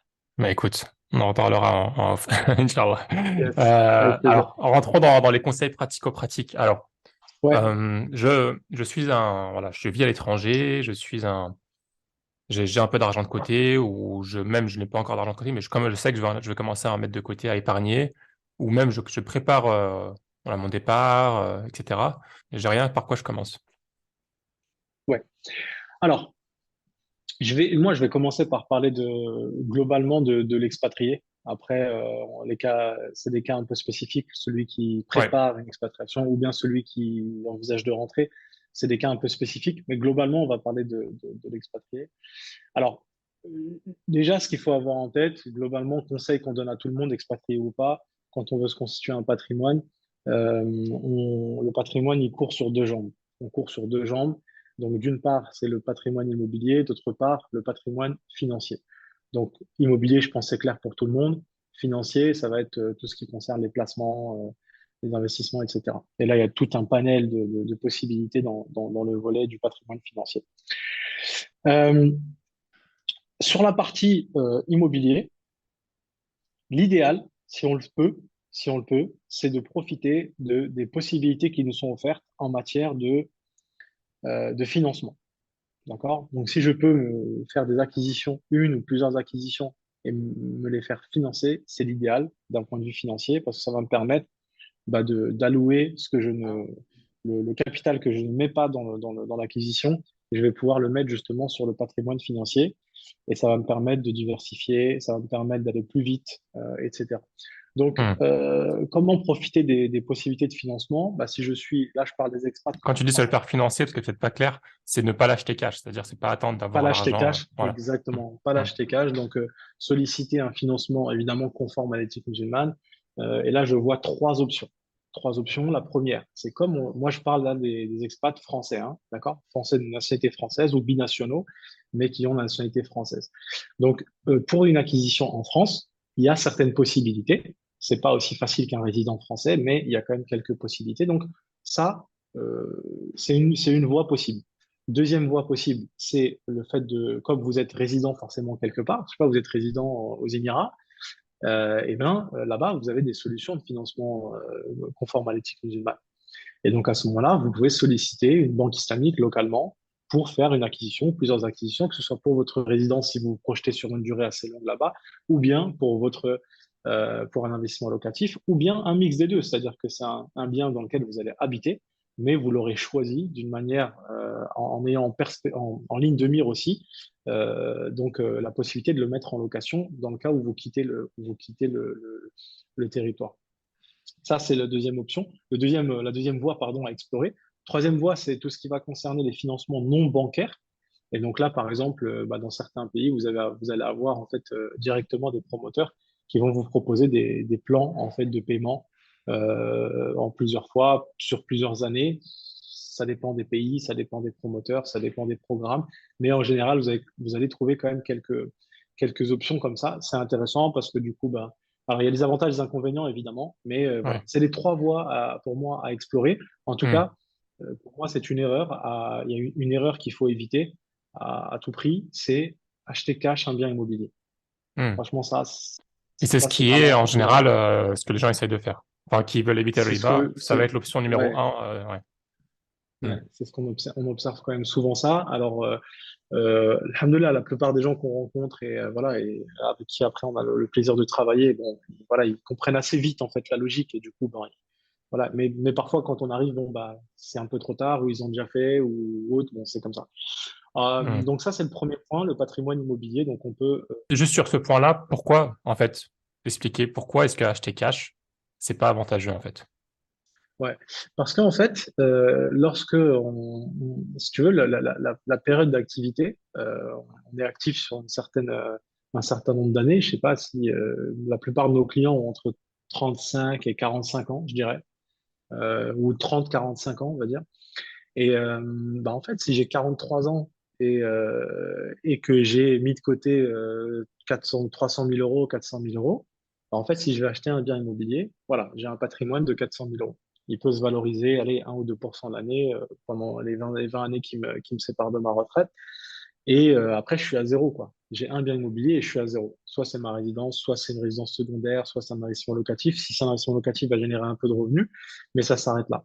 Si en fait j'ai recours à un financement, bah en fait je vais mettre, en général ils demandent, allez, on va dire 20% par exemple d'apport personnel. Donc je vais mettre 80 000 euros et les 320 000 euros restants, en fait, je vais me faire financer. Qu'est-ce que ça va me permettre de faire? Bah, les 320 000 euros que moi j'aurais pas mis en cash et que la banque va me financer, bah, moi cet argent-là, je vais pouvoir l'investir. Donc je vais pouvoir le Hmm. placer. Ouais. Je vais le mettre dans des placements qui vont me rapporter du revenu, qui vont me permettre aussi de diversifier, puisque j'aurais d'un côté acheté un bien immobilier, je serais exposé sur l'immobilier, de l'autre côté, je vais pouvoir placer en diversifiant mes placements. Donc, je vais diversifier, je vais courir sur les deux jambes. Alors là, on pourrait dire, oui, mais je vais quand même payer une mensualité. Donc, du coup, si je le mets en location, on va dire, je mets en location, allez, à 1500 euros ou 2000 euros, mais que je paye une mensualité de 2000 euros, je gagne rien. Oui, mais le bien, il se paye. Qu'est-ce que ça me permet de faire? Ça me permet, sur le bien immobilier, donc il va se financer, entre guillemets, tout seul, ou bien ça va me demander un petit effort d'épargne vraiment marginal pour compléter quelques centaines d'euros de gap entre la mensualité et le revenu locatif. Hmm. Et ça me permet d'avoir un patrimoine à terme. Et les 320 000 euros en fait, que j'ai placés par ailleurs, bah, ceux-là aussi, ils vont fructifier. Donc, en Hmm. fait, si je me projette à horizon 20 ans, j'aurai un patrimoine bien plus conséquent. Par contre, certes, pendant les 15-20 ans, là, j'aurais eu moins de revenus pendant cette période-là. Mais est-ce que j'en ai Hmm. besoin pendant cette période-là? Non, parce que c'est ma période d'activité. Par définition, si je suis en capacité de poser 400 000 euros sur la table, c'est que j'ai quand même une propension moyenne à épargner qui est assez conséquente. Et donc, en Hmm. fait, j'ai pas besoin d'avoir des revenus complémentaires à l'instant T. Ouais, Tu vois ce que je veux dire? ouais, ouais. Voilà. Donc, c'est vraiment ça. Alors après, attention, je suis pas non plus adepte de il faut s'endetter à tout va, tout ce que la banque vous donne, prenez-le. C'est pas du tout notre discours, hein. Encore une fois, on est toujours dans Hmm. l'équilibre. Et si je dis d'un côté, on se finance 320 000, de l'autre côté, on a placé 320 000. Donc souvent, on se Ouais. trompe aussi sur cette question d'endettement. Il y a beaucoup de clients nous disent, mais moi, je veux pas être trop endetté, ça me dérange, la dette, etc. Je dis, mais si le patrimoine, c'est quelque chose de global, c'est un patrimoine consolidé, entre guillemets, si on voulait parler en termes comptables. C'est Hmm. global. Il ne faut pas regarder, je suis endetté sur mon actif numéro un. Mais qu'en est-il de mon actif numéro 2, actif numéro 3? Si Hmm. j'ai 320 000 euros de placement et que de l'autre côté, j'ai une dette de 320 000 euros, est-ce que je suis endetté? Je ne suis pas endetté. Oui, je suis endetté, mais d'un point de vue de mon solde, mon bilan, moi, comptable, je ne suis pas endetté. Ouais. D'accord? Voilà. Donc, souvent, on a cette petite, une mauvaise compréhension de la question de Hmm. l'endettement. Mais attention, comme j'ai dit, il ne faut pas non plus aller dans l'autre extrême de endettez-vous à tout va, sans faire de calcul, etc. Ça, Ouais. faut quand même, on prône toujours une gestion qu'on appelle en bon père de famille. Donc, Hmm. voilà, il faut être prudent sur ces questions-là et le faire de manière intelligente. Surtout dans le contexte expatrié, qui est un contexte beaucoup plus précaire. Un sujet dont on n'a pas parlé, c'est voilà, c'est d'avoir une certaine quand même une épargne de précaution peut-être euh, Tout à fait. pour pouvoir justement, si on a un problème, si on perd son travail, euh, pouvoir tenir pendant un petit moment, enfin un moment convenable, et pour pouvoir payer ses échéances au niveau de la banque, par exemple. Exactement. L'épargne de précaution, c'est un élément très important, c'est la base. En fait, chaque client qui vient nous voir, si je reprends l'exemple qu'on a vu là, la personne vient nous voir, voilà, j'ai 400 000 euros. Bah, en fait, on va lui dire tout de suite, déjà, il faut l'épargne de précaution. Avant de parler de qu'est-ce qu'on va faire avec ça, il faut déjà enfin, vraiment la pierre, la première pierre, c'est l'épargne de précaution. Et donc là, on va se dire, la bonne pratique, c'est entre 2 et 3 fois le salaire, donc 2, 3 mois de salaire Hmm. et par contre, pour un expat, en C'est général, on va plus, ouais. conseiller Hmm. plus. On va conseiller Hmm. 5, 6 mois de Il n'y a pas le salaire. chômage en général. Voilà, Quoique maintenant, exactement. On va maintenant à conseiller. Dubaï, ils le mettent, mais ça dépend des pays. Ouais. En Ouais, général, il n'y a pas de chômage. ça a commencé un peu à se développer. Mais globalement, on va conseiller quand même d'avoir voilà, au moins 6 mois de salaire en épargne de précaution qui permet effectivement de pallier à des urgences, etc. Ensuite, on a parlé de l'immobilier. Donc là, maintenant sur le patrimoine, sur le volet financier. Alors, quelques réflexes, quelques bons, voilà, des bonnes pratiques, on va dire, et des réflexes à avoir. Bah, déjà, premièrement, donc la diversification. La diversification en termes de classe d'actifs, c'est-à-dire ne pas mettre tous ses œufs dans le même panier, ça veut dire plusieurs choses. C'est à travers les classes d'actifs, c'est-à-dire dans quel secteur je vais investir, quel type d'investissement, est-ce qu'on est sur des actions, plutôt des soukouk, je parle que sur des investissements islamiques, évidemment, c'est le truc de base, moi c'est mon activité, le reste, je l'exclus du scope. Hmm. On va être plutôt sur de l'immobilier. Quand je dis immobilier, Hmm. c'est via des fonds d'investissement, hein, pas en direct, hein, via des fonds d'investissement, parce que ça existe aussi, nous on le fait très régulièrement. Également, je peux investir en private equity, entre guillemets, prendre des participations dans des entreprises. On a tous autour Hmm. de nous, et surtout quand on est expat, on voit beaucoup, beaucoup d'initiatives, voilà, de connaissances dans notre réseau, etc., de personnes qui lancent des boîtes, qui cherchent à lever des fonds, etc. Donc ça aussi, ce sont des possibilités d'investissement. Et donc, il faut diversifier en termes de classe Hmm. d'actifs, en termes aussi de zone géographique, quand on en a la possibilité. Euh, c'est une bonne chose à faire, c'est un bon réflexe à avoir. Et Ouais. déjà, pour commencer, si on est binational, déjà de commencer par là. C'est-à-dire, je sais pas, moi, je suis franco-marocain, je suis installé aux Émirats. Bon, bah, j'ai déjà quelques idées de diversification géographique, quoi. Hmm. Voilà, possibilité peut-être d'investir au Maroc. Et j'en ai parlé, par exemple, tout à l'heure pour le pays de nationalité. Si j'ai aussi une nationalité marocaine, je peux solliciter un financement immobilier au Maroc aussi.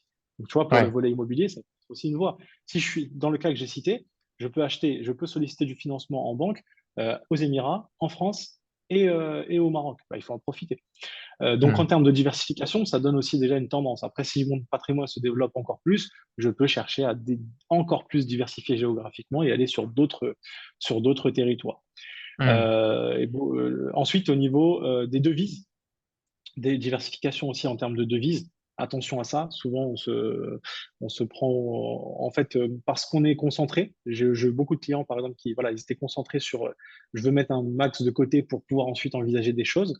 Ben, ils se retrouvent avec 400, 500 000 euros ou l'équivalent, mais dans une seule devise. C'est-à-dire, les 400 000, il les a, par exemple, ils sont aux Émirats, bah, tous les mois, c'est hop, j'envoie de mon compte perso aux Émirats vers mon compte Revolut, enfin, je ne devais pas citer de nom, mais voilà ce genre de plateforme, on va dire, qui permettent voilà, d'optimiser, on va dire, sur le change. Ensuite, j'envoie ça sur un compte d'une grande banque qui aime bien les clients expatriés internationaux, voilà, parce que ça me facilite la vie. Et puis, du coup, je coffre, je coffre, je coffre. Et j'ai mon flux comme ça qui se fait tous les mois ou tous les 3 mois ou de manière Hmm. régulière. Et du coup, bah, au moment où je me dis, allez, maintenant, il faut que je regarde dans quoi investir, etc., bah, tout mon argent est en euros. Et si c'est Hmm. un moment où bah, les taux sont pas bons, si finalement je veux investir une partie aux Émirats ou au Ouais. Maroc ou ailleurs, ou que sais-je, bah, c'est pas l'idéal. Donc, l'idéal, c'est de diversifier. Donc, de pas avoir Hmm. encore une fois, tous ces actifs. Voilà. Donc, aujourd'hui, il y a possibilité d'investir en dollars, il y a possibilité d'investir en devises locales et en euros. Donc, voilà, globalement, il y a de Hmm. quoi faire. Il faut juste le prendre en L'or tête, avoir. aussi, qui peut changer dans n'importe Oui, quel. oui, oui, tout à fait, tout à fait. Voilà. Ça, c'est pour la partie diversification.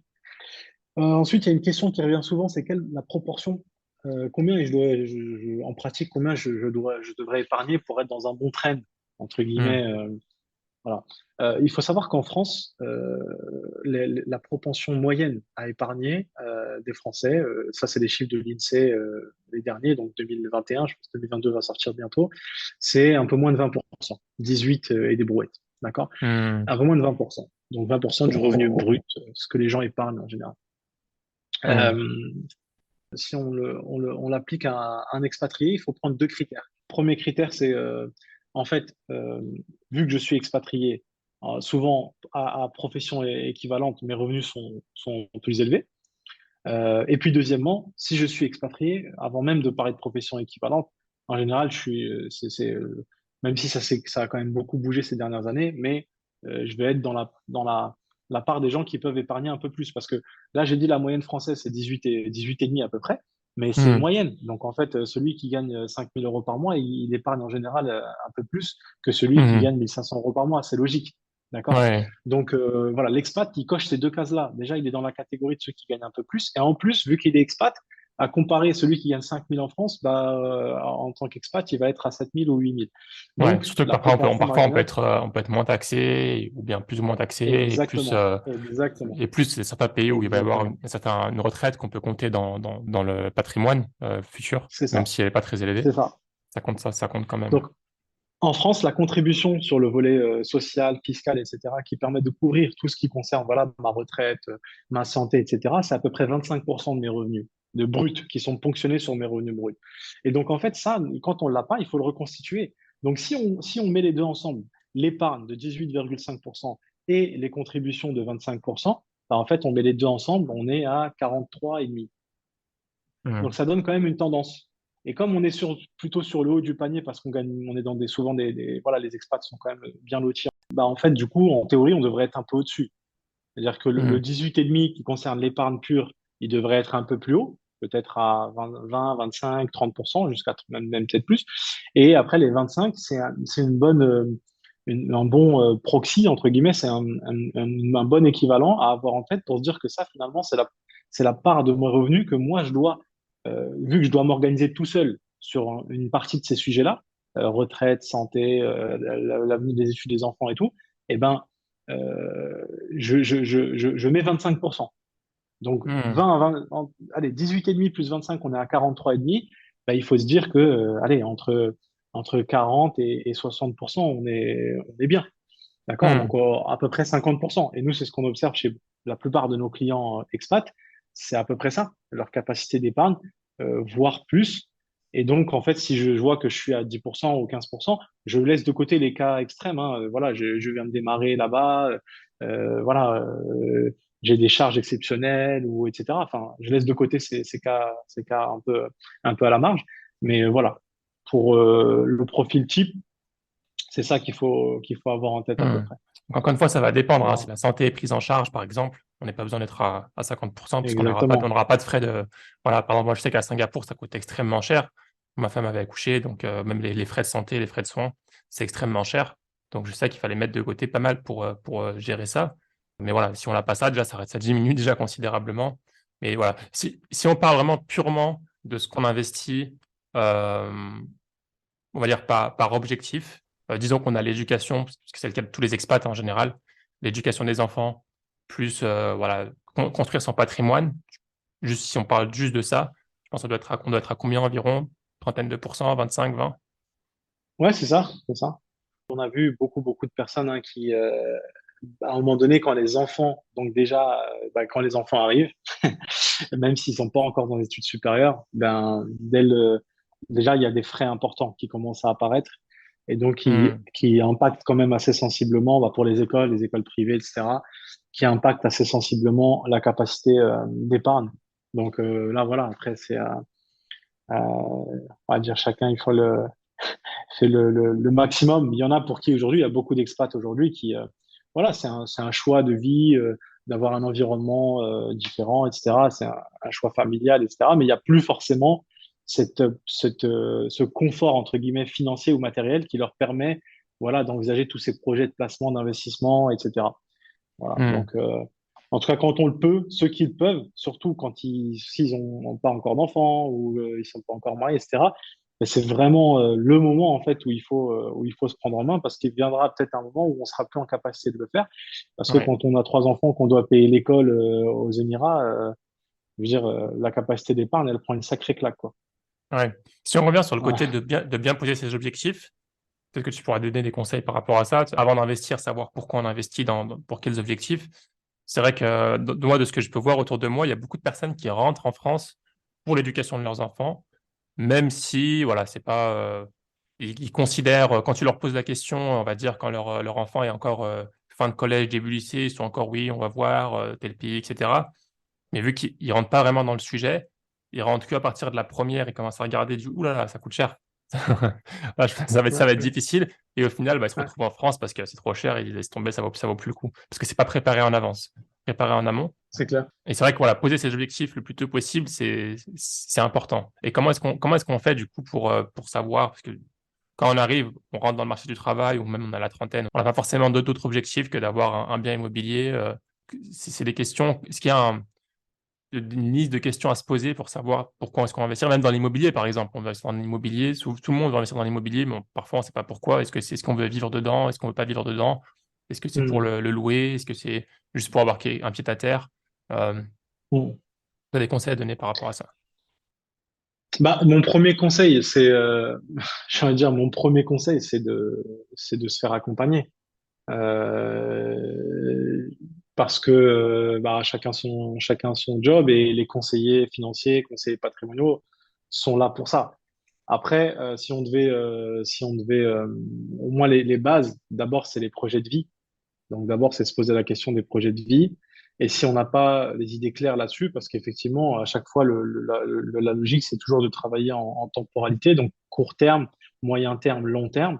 Et forcément, plus on s'éloigne, plus les objectifs, ils sont flous, parce que je peux dire, oui, à long terme, j'aimerais vivre, je sais pas, à tel endroit ou arrêter ou me mettre à temps partiel pour profiter de la vie ou de faire je ne sais quoi, etc. Enfin, c'est lointain, donc en fait, il peut se passer tellement de choses entre-temps que mécaniquement, mettre en face des actions d'un point de vue patrimonial, etc., ce sera moins évident. Après, au moins, le court terme, moyen terme, ça, c'est un exercice que tout le monde doit pouvoir faire, même pour sa vie, de manière générale. Donc, ça commence par là, c'est les projets de vie. Et après, il faut garder en tête que souvent, ce qui va se passer, c'est que si les objectifs sont posés de manière plus claire, en fait, ça permet d'optimiser. Mais déjà, si on se dit, la base, c'est que je veux valoriser mon capital, je ne veux pas laisser mon argent dormir, je ne veux pas, je vais être un peu raisonnable et quand même ne pas dilapider, voilà, tout ce que je gagne, etc. Une fois qu'on a ça, je veux le faire en conformité avec mon éthique. Déjà, avec ça, le 80-20, il est couvert. Tu vois ce que je veux Hmm. dire? Ouais. Après, si on pose des objectifs précis, on va pouvoir optimiser. Je te prends un exemple. Là récemment, j'étais par exemple avec des clients expatriés. Et donc, voilà, il y a un certain capital à placer. On parlait de 250 000 euros à peu près.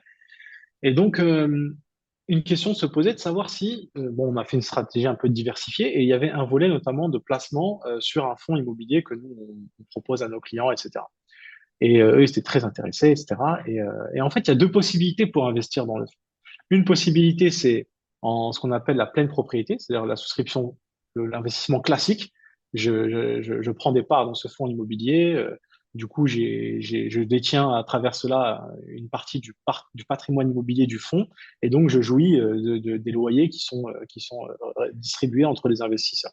Ça, c'est une possibilité. Et la deuxième possibilité, c'est de dire non, ce qu'on appelle le démembrement, la nue propriété. Donc, je renonce au loyer, d'accord, au profit d'un capital plus important à la fin. Hmm. Et en fait, ça, tu vois, c'est plus rentable, la nue propriété. Mais par contre, la contrepartie, et donc la contrepartie, c'est que j'immobilise mon cash. Hmm. D'accord? Le revenu, à la rigueur, souvent, c'est pas un sujet pour les expats parce qu'ils gagnent déjà bien leur vie. Donc, en fait, avoir des revenus en plus pendant leur carrière, là où ils sont au top de leur carrière pro, franchement, c'est pas le sujet. Mais par contre, le fait de dire que l'argent, il est quasiment bloqué, il est pas bloqué, mais on va dire, il est beaucoup moins liquide pendant une période à définir, bah, mécaniquement, tu vois, ils ont dû faire l'exercice. Ça leur a pris plusieurs semaines de s'asseoir, de faire des calculs, de se dire, alors attends, tel enfant, on aura besoin à tel moment, là, on veut faire ci, mais attends, mais s'il se passe ça, est-ce qu'on a quand même Oui, il nous a mis des parts de précaution, c'est là, d'accord. Donc, tu vois ce que je veux dire? Ils sont vraiment Hmm. rentrés dans un exercice beaucoup plus poussé pour à la fin optimiser. Mais s'ils avaient dit, OK, bon, bah, nous, on veut se fermer aucune porte, donc en fait, on va faire la souscription classique, mais dans tous les cas, c'est déjà beaucoup mieux que de laisser l'argent dormir sur des comptes. Ouais, Tu vois, ouais. quand je parle d'optimisation, c'est vraiment ça. On va faire des choix beaucoup plus précis, beaucoup plus fins. On va affiner Hmm. les stratégies pour optimiser. Mais Ouais, dans l'absolu, déjà, le fait de se prendre en main, de se dire, c'est bon, j'arrête de laisser dormir, je me mets quand même une proportion, tu vois, de mes revenus qui doit aller en épargne. Je vais sur des choses conformes à l'éthique musulmane. Je fais appel à un conseiller. Déjà, avec ça, tu as couvert 80% du sujet, tu vois. Et après, c'est de ouais, l'optimisation. ouais. Très bien. Il y a aussi le côté dont on n'a pas évoqué, c'est quand on est expatrié, essayer de profiter des avantages fiscaux. Euh, Ouais. je pense pas qu'on l'a évoqué, hein. Tu me coupes, Non, hein. non. Non, Ouais. non, effectivement, ouais. Oui, il y a pas mal de petits de dispositifs qui peuvent exister. Pour moi, ça rejoint à peu près la problématique, enfin le conseil que j'évoquais tout à l'heure sur le fait de profiter des possibilités de financement immobilier en fonction de son pays de nationalité ou de résidence. Pour moi, ça rejoint ça parce que si tu veux, si j'habite à tel endroit, je suis résident fiscal, je vais pouvoir profiter de certains dispositifs localement. Ben, il faut que j'en profite. Et en plus, ça coche Hmm. d'autres cases, diversification en termes de géographie, géographique, diversification de devises, etc. Donc ça, il faut s'y intéresser, évidemment toujours avec le critère de la conformité éthique, mais il faut s'y intéresser. Et souvent, Hmm. c'est vrai qu'on observe ça, on voit que les expats, en fait, ils sont pas vraiment au fait de ce qui est des possibilités qui leur sont offertes localement, parce Ouais. qu'ils vivent leur truc Et un peu ça à peut faire distance. économiser ou voilà, pas mal d'argent en général, hein. Exactement.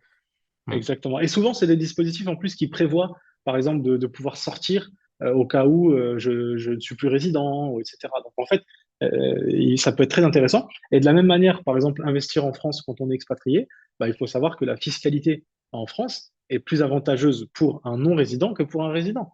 Et ça, c'est Hmm. fait pour driver, justement, attirer les investissements des Français qui, certes, ont quitté le territoire, mais du bon, au moins pensez à nous pour investir, pour faire Hmm. tourner l'économie française. Et donc, du coup, on peut profiter en fait de part et d'autre. Et il faut pas s'en priver. Tu Il dis faut que pas c'est s'en plus priver. avantageux pour les expatriés, tu dis?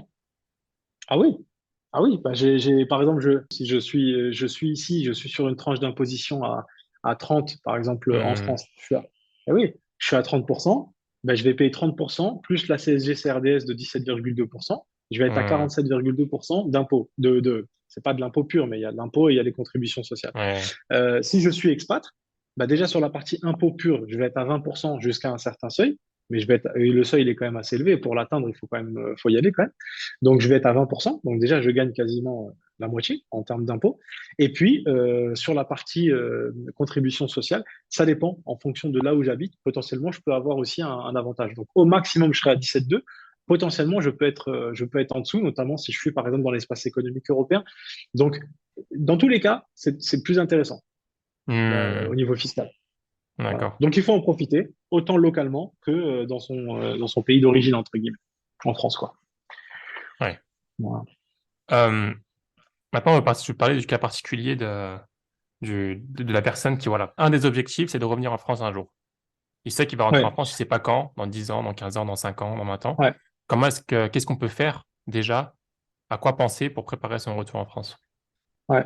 Bah, déjà, tout le reste, alors premièrement, tout ce que j'ai évoqué jusque-là, donc il sera concerné mécaniquement. Mhm. Comme j'ai dit, le fait d'investir localement, il faut juste faire attention à ce que ce soit pas, du coup, que ça ne le bloque pas pour son retour. C'est-à-dire si j'ai mobilisé beaucoup de cash, par exemple, pour une acquisition là où je résidais, etc., attention à ce que ça ne mette pas en péril le retour. Oh, Bah, j'ai c'est-à-dire? de l'argent, bah, j'ai investi dans un bien immobilier dans le Golfe. Et finalement, je me dis, bah, j'avais prévu de rentrer, bah, je vais rentrer. Et aujourd'hui, en termes de logement, je suis mal loti ou j'aurais Hmm. voulu acheter ma résidence principale, mais j'ai pas le cash qu'il faut. Dans ces cas-là, le conseil, ça va être quoi? De faire attention à alléger l'illiquidité de mes investissements, de mes placements, Hmm. dans la perspective du retour. Il vaut mieux basculer sur des placements et investissements qui vont être plus liquides. Oui. D'accord? Donc ça, c'est un premier élément. Ouais. Juste par rapport aux Euh, liquidités, c'est peut-être pas forcément très connu, c'est-à-dire la possibilité de pouvoir récupérer l'argent le plus rapidement. Alors, exactement, parfois l'argent, il est exactement, investi, on ne peut pas y toucher pendant plusieurs années, et ce qu'on appelle l'argent exactement. pas liquide ou peu liquide. Et voilà, exactement. Voilà, classique. Donc ça va être le premier élément. Après, s'il y a des projets de retour qui sont connus suffisamment à l'avance, bah, vu que j'ai évoqué tout à l'heure le fait d'investir dans l'immobilier, par exemple en France, bah, dans ce cas-là, si je sais que j'investis avec une perspective de potentiel retour, peut-être que dans mes choix d'investissement, je vais l'intégrer. De la même manière que quand je débute ma carrière, par exemple, je vais pouvoir peut-être investir dans un bien, je l'ai évoqué tout à l'heure, si je débarque aux Émirats et que je dis les Émirats parce que la plupart de mes clients expats sont là-bas, mais après un peu partout, Hmm. je débarque là-bas, je me dis allez, je vais me lancer tout de suite dans l'acquisition d'un bien immobilier, autant le faire parce que sinon je vais être locataire, je vais payer des loyers. Mais si je sais que je vais pas y rester ad vitam aeternam, il faut que j'intègre tout de suite des critères d'investissement locatif. C'est-à-dire, il faut que je prenne un truc qui va être bien et pour moi aujourd'hui, mais qui va être bien aussi en location. Parce que si je prends le critère juste de la résidence, peut-être que je vais avoir des critères, un truc qui est impossible à louer. Parce que Hmm. c'est mon petit plaisir perso, c'est là que je vais me sentir à l'aise, mais ça va pas bien se louer. Donc là, il faudra que je croise les deux critères pour faire mon investissement. Bah, c'est pareil dans l'autre sens. Si je pense revenir en France, et si je ne pense pas du tout revenir en France, bah nous, nos conseils ne vont pas être les mêmes en termes d'investissement immobilier. Parce que dans un cas, on va être dans un investissement pur, c'est-à-dire c'est un actif, on se fiche de où est-ce que c'est situé, de est-ce que ça peut accueillir ma famille ou pas, est-ce que ça peut accueillir mes enfants pour leurs études supérieures, on se fiche de tout ça. C'est uniquement un investissement pur, donc on regarde que les aspects voilà, classiques de l'investissement, rentabilité, fiscalité, enfin tous les sujets. Et si par contre j'envisage un retour, ben alors à ce moment-là, il faut que j'intègre ces critères aussi. Oui. Voilà. Donc ça, il faut être vigilant. Donc j'ai dit Hmm. liquidité, les critères Mhm. d'investissement. Et après, le troisième, ça, c'est pas ma spécialité à moi, même si en général, voilà, on essaye d'orienter un peu les gens. Mais voilà, il y a, enfin, ce qui est pas ce qui relève pas du financier, quoi. Faut se poser beaucoup de Hmm. questions avant le retour. On a vu pas mal de situations où les gens reviennent et ils sont pas bien et ils s'y retrouvent pas. La Hmm. France qu'ils ont laissée et enfin bref après ça relève de moi c'est pas ma spécialité moi, Ouais. mais je l'observe, c'est juste quelque chose que je constate. C'est-à-dire Hmm. il y a un certain confort qui est acquis dans l'expatriation parce que souvent on choisit voilà des lieux d'expatriation ou des destinations où on va se sentir bien, où on va mettre sa famille à l'aise, etc. Et après bah voilà, il y a des contraintes avec lesquelles on avait appris à composer des paramètres, des facteurs avec lesquels on avait appris à composer quand on était là, là, Hmm. on n'a plus envie, en fait. Et donc, le retour, il est parfois difficile. Moi, j'ai vu beaucoup de personnes revenir et finalement repartir. Ouais. Ouais, non, c'est vrai. Moi aussi, j'ai entendu beaucoup. Et ça, en fait, moi, ça ne me regarde pas. Comme j'ai dit, c'est pas mon sujet de spécialité. Hmm. Mais par contre, ça a des impacts d'un point de vue patrimonial, tu vois. Hmm. Donc, il faut se poser ces questions-là. Il faut se les poser. Ça rentre dans les projets de vie, en fait. Et les projets de vie Ouais. définissent après la stratégie patrimoniale. Donc, Ouais. c'est en ça Ouais. que j'ai pensé utile d'évoquer ce Ouais. point-là. Ouais. Il y a deux points sur lesquels j'aurais me focaliser que moi, enfin, je pense que c'est les deux questions, en tout cas, que moi je me pose.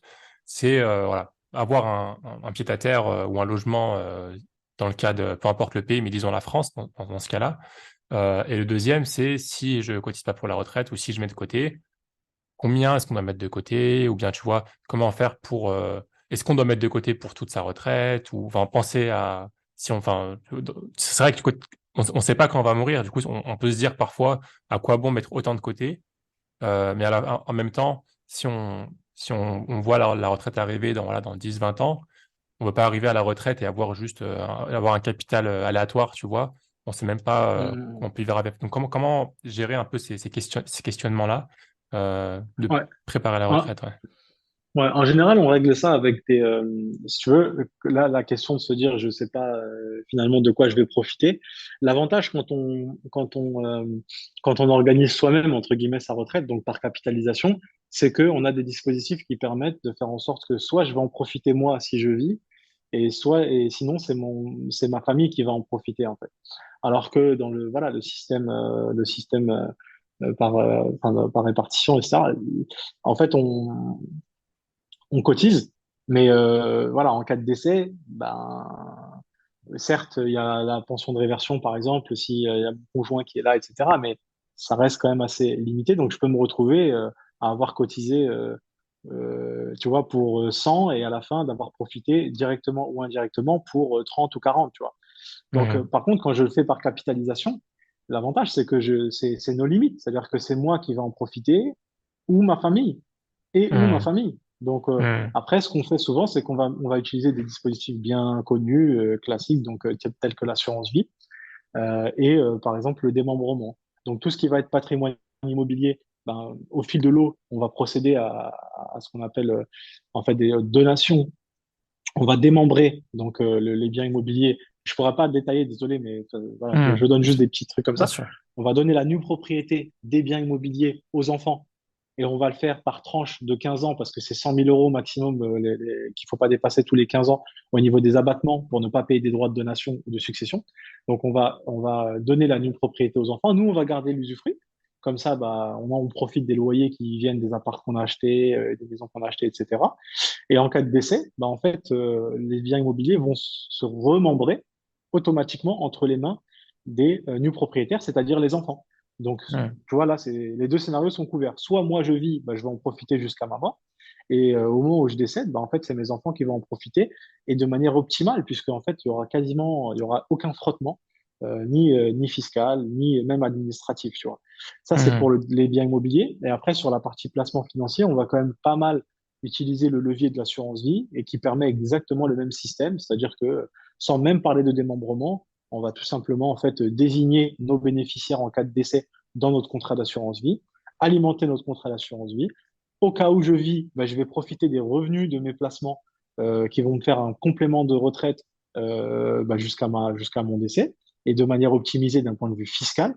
Et par contre, si je décède, au moment où je décède, bah, en fait, il y a un tuyau de 152 500 euros pour chaque bénéficiaire que j'ai nommé dans mon contrat Mhm. qui hériteront de cela sans aucune friction. Ouais. Donc, il y a des dispositifs et j'ai envie de dire Sans friction, c'est sans impôts dessus. sans impôts, parfois même sans démarche administrative, Ouais. Ouais. sans frais, rien du tout. Mhm. Mhm. Sachant qu'en France, il y a, enfin, lors du décès, les enfants sont déduits d'impôts jusqu'à 100 000 euros pour les premiers 100 000 euros. Et après, C'est ça. c'est fiscalisé de manière assez importante très rapidement. Et là, si on C'est rajoute ça. une assurance vie, ça c'est un bon petit tuyau, c'est qu'il y a encore 100, tu as dit combien? 120 000 euros? 152 500 euros pour chaque bénéficiaire. Voilà. Donc, si l'argent est bien placé, on peut avoir 250 000 euros et quelques par aucune fiscalité pour les enfants. Exactement. Donc, oui, ouvrir une assurance vie, ça, on en avait déjà parlé en off, c'est quelque chose qui est Ouais, très intéressant pour ceux qui veulent rentrer en France, donc à se renseigner sur ce sujet-là. Et il y a des assurances vie, il faut faire attention, bien exactement. sûr, et qui ne sont pas conformes à l'éthique musulmane, donc il faut se renseigner. D'ailleurs, il n'y Bah, en a nous, pas beaucoup qui sont... c'est ce qu'on fait tous les jours avec nos clients et on a même aussi la possibilité d'opter pour un contrat luxembourgeois qui offre encore d'autres avantages, notamment si la personne a pour projet de rester expatrié ou bien de revenir en France, mais peut-être sur une période limitée. Par exemple, il y en a qui me disent, je rentre en France pour accompagner mes enfants dans le cadre des études supérieures. Donc, je veux profiter de ma période d'expatriation pendant le pic de ma carrière pour capitaliser un maximum. Ensuite, je rentre avec mes enfants en France. Je sais que je vais avoir des revenus un peu moins élevés, etc. Mais c'est un autre projet, c'est une phase de ma vie où je veux être auprès de mes enfants, leurs études supérieures, les accompagner, etc. Et après, quand je passe sur la phase retraite, là, j'envisage très sérieusement de nouveau une expatriation. Peut-être pas là où j'étais pour le boulot, peut-être ailleurs. Si je prends l'exemple que j'ai pris tout à l'heure, j'ai beaucoup de clients qui me disent moi, je suis aux Émirats, j'étais en France, je vais rentrer en France pendant quelques temps pour les enfants. Ensuite, quand j'ai bouclé ce que j'ai à boucler avec les enfants, chacun est sur les rails, ils sont mariés, ils ont fait leur vie. Moi, après, je retourne finir ma vie tranquillou à la plage au Maroc, tu vois. Donc voilà, Hmm. si on sait qu'on a des projets de réexpatriation, entre guillemets, après, le contrat luxembourgeois peut être très indiqué. Et tu vois, là encore, on est sur un exemple d'optimisation. Si on sait Hmm. qu'on peut affiner les objectifs de long terme, on peut encore pousser un cran plus loin l'optimisation. Hmm. D'où l'importance de bien préparer. Mais comme tu dis, ça, c'est un cran au-dessus. Déjà, investir son argent, c'est déjà pas mal. On va C'est finir ça. sur un dernier point, peut-être auquel les gens ne pensent pas suffisamment, je pense, parce que quand on est à l'étranger, qu'on travaille, on a un peu la tête dans le guidon. C'est le mariage et le contrat comment dire, l'héritage en cas de décès. Ouais. Quelque chose qui n'est jamais, en général, pas préparé. Est-ce que tu as des points à dire par rapport à ça qui peuvent poser problème Oui, ouais, en cas de oui, divorce, par oui, exemple, ou autre chose, hein, ou de tout décès? à fait. Ouais, c'est un très bon point. C'est un très bon point que tu soulèves. Déjà, de manière générale, c'est un sujet qui est très peu connu, et c'est d'autant plus vrai en fait pour les expats. Pourquoi? Parce que le fait d'être expatrié va impliquer en fait ce qu'on appelle des problématiques d'extranéité. C'est-à-dire qu'en fait, on a par exemple quelqu'un qui s'est marié en France, mais ensuite qui est parti à l'étranger. Bah, en fait, en fonction du nombre d'années qu'il a passé à l'étranger, peut-être la loi applicable à son mariage, elle peut changer. La loi applicable à son décès peut changer. Et donc, pour pas dire la totalité, donc la quasi-totalité des expatriés qu'on accompagne quand ils arrivent chez nous et qu'on démarre la mission avec eux, et c'est des sujets qu'ils n'ont pas couverts. Donc, du coup, ils savent pas, en fait. Ils savent pas, demain, si je meurs, qu'est-ce qui se passe? Est-ce que c'est la loi du pays où je réside qui va s'appliquer en termes de succession? Est-ce que ça me convient? Ça me convient pas? Est-ce que j'ai des moyens de prévoir ça, c'est-à-dire de faire ce qu'on appelle une déclaration de loi applicable pour choisir, en fait, la loi que je veux voir appliquée à Hmm. mon décès. Pareil pour mon mariage, etc. Donc, c'est des vraies questions. Et là, pareil, on pourrait faire une heure là-dessus, hein, mais c'est pas l'objet. Ouais, Mais en tout cas, juste pour pour dire que sensibiliser, ouais, juste pour dire que c'est c'est un point sensibiliser important. Ouais. exactement. C'est un vrai point important. Et c'est toujours cette difficulté qu'on a, c'est normal, c'est que le patrimoine, c'est des questions. En fait, on prépare l'avenir, mais plus on se pose des questions tôt, et plus en fait c'est facile d'organiser les choses. Et Hmm. le problème, c'est que tôt, bah, on est occupé à autre chose, quoi. On se pose Ouais. pas la question de qu'est-ce qui va se passer si je meurs. Voilà. Moi, par exemple, qui accompagne les sportifs, Ouais. c'est très difficile. Ils ont 20 ans, 22 ans, 23 ans, et tu leur dis, bah, il faut prévoir le décès. Mais ils te regardent, mais de quoi il me parle, lui? Ouais. 23 Hmm. ans, il faut que je pense à mon décès. Ah ouais, Ouais. testament, un truc. Ah ouais, en plus, je joue à l'étranger, donc il faut que la loi applicable en cas de décès, et puis en cas de mariage, Hmm. attention, il faut faire ci, faire ça. Tu vois, il te dit, mais Ouais. il a envie de te dire, laisse-moi vivre ma vie, s'il te plaît, tu vois. Toi, tu me parles que tu me parles de Ouais. problèmes. Mais Ouais, moi, c'est comme j'ai eu le ça. cas voilà, des amis voilà, qui ont bien vécu leur vie, qui doivent avoir la cinquantaine, un couple quoi, qui a bien mis de côté, etc., qui a un bon patrimoine. Les deux personnes travaillent, c'est l'homme qui s'occupe un petit peu voilà, d'investir, etc. Ils se sont rendus compte en allant voir assez tard voilà, un conseiller en gestion de patrimoine que voilà, si le mari s'était amené à décéder ou s'il y avait le moindre problème, bah, la femme perdait une grosse partie du patrimoine parce que c'était mal organisé. Et du coup, ben, ils se sont réorganisés pour faire changer les choses. Par exemple, même au niveau aussi du contrat de mariage, en général, on est marié en communauté de biens en France. Euh, Tout à fait. et il y a la problématique du fait que, voilà, que les biens, si on fait appliquer la loi française, que les biens sont partagés euh, aux personnes. Peut-être que c'est quelque chose qui nous intéresse pas, qui nous arrange pas, pour plusieurs raisons, hein. Première raison, c'est parce que c'est assez éloigné de, du concept, on va dire, islamique, de la répartition islamique. Peut-être qu'on peut trouver d'autres solutions qui sont Mm, plus mm. avantageuses, ou on veut préserver le patrimoine de la femme, par exemple, qui n'est pas géré de la même manière. Euh, donc, c'est des questions qui sont intéressantes. Et moi, je vois des personnes qui s'approchent de la retraite et qui se posent ces questions assez tard. Et si on veut faire changer ça tard, c'est plus difficile souvent. Tout à fait. Ouais, C'est plus difficile et c'est très coûteux parce que exactement. un changement de régime matrimonial, ça veut dire voilà commencer, on va aller toucher à ce qu'on appelle les masses, donc les biens propres, les biens communs. Et on va typiquement les biens communs, il va falloir le disloquer dans les masses propres, donc dans les biens propres. Ce qui a été acquis en commun depuis le mariage, eh ben il va falloir le dispatcher en fait entre les deux époux. Et en fait, ça implique souvent des transferts de propriété, etc. Et donc des coûts. Donc c'est souvent très très très cher. Donc encore une fois, si on le fait tout au début, quand on démarre, il n'y a pas encore de patrimoine, on vient de démarrer, tout est fluide. Les tuyaux sont prêts, tout est en place. Quand on le fait après, en général, ça coûte et ça coûte d'un point de vue du temps, d'un point de vue des frais, d'un point de vue fiscal souvent. Mhm. Et puis ça coûte aussi émotionnellement, hein. Oui, les discussions peuvent être Attention, parce difficiles que, aussi, oui. ah oui, les discussions peuvent être très compliquées, très très compliquées. Alors, si on a posé les bases dès le départ d'un commun accord et tout, c'est fluide. Mhm. Très bien, bah, écoute, Amine, on a beaucoup discuté, on a couvert beaucoup de sujets. Ouais, J'espère qu'au Inch'Allah. niveau des expatriés, ça au moins, voilà, ça a ouvert un peu les questionnements internes. Moi, l'objectif, c'est vraiment de sensibiliser. On n'est pas allé trop dans le technique, mais voilà, on a ouvert quelques pistes. Voilà, que je te remercie, Amine, pour ça. On fait que- Et voilà, donc on va finir par quelques petites questions que j'ai pu déposer à la fin de l'interview, Amine, très rapidement.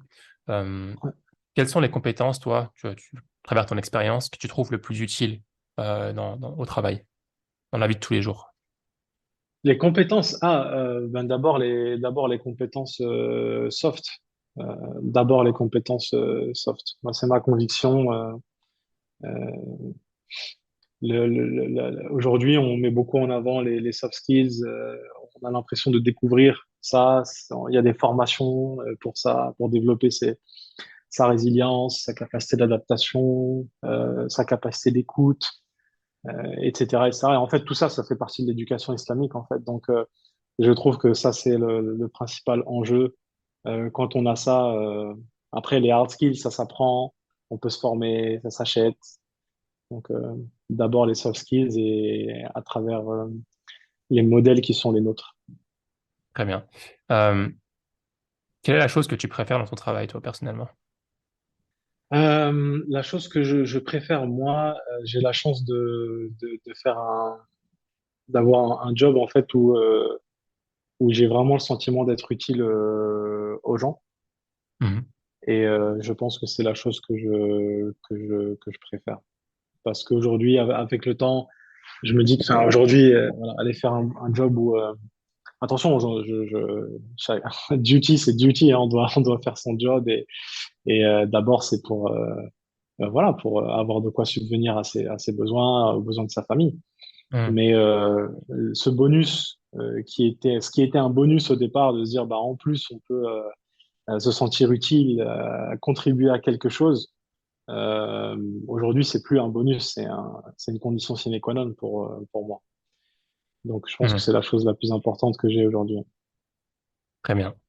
Euh, Est-ce que tu as une ou plusieurs routines qui te tiennent à cœur, qui t'aident à progresser? Alors, qui m'aide à oui, les routines qu'on doit tous avoir. Bon, je vais pas m'attarder là-dessus, mais sinon, oui, les petites routines. Moi, c'est euh, soit marcher ou faire du vélo. En tout cas, essayer d'opter pour des trajets en fait où on peut avoir un petit peu de temps, même si c'est un peu plus long. Mhm. Euh, voilà, pour s'autoriser à prendre donner un peu d'air à son cerveau, donner un peu d'air à son cœur. Euh, voilà, je pense que ça permet de. J'ai pas lu tous les articles qui Sur les décrivent avantages. scientifiquement, voilà ce que ça peut apporter au cerveau, etc. Je l'ai juste par la pratique expérimenté et je vois à quel point sa capacité de problem solving, Hmm. etc., elle est décuplée en fait. On trouve des solutions à des problèmes sans s'en rendre compte juste en marchant en bord de Hmm. Seine.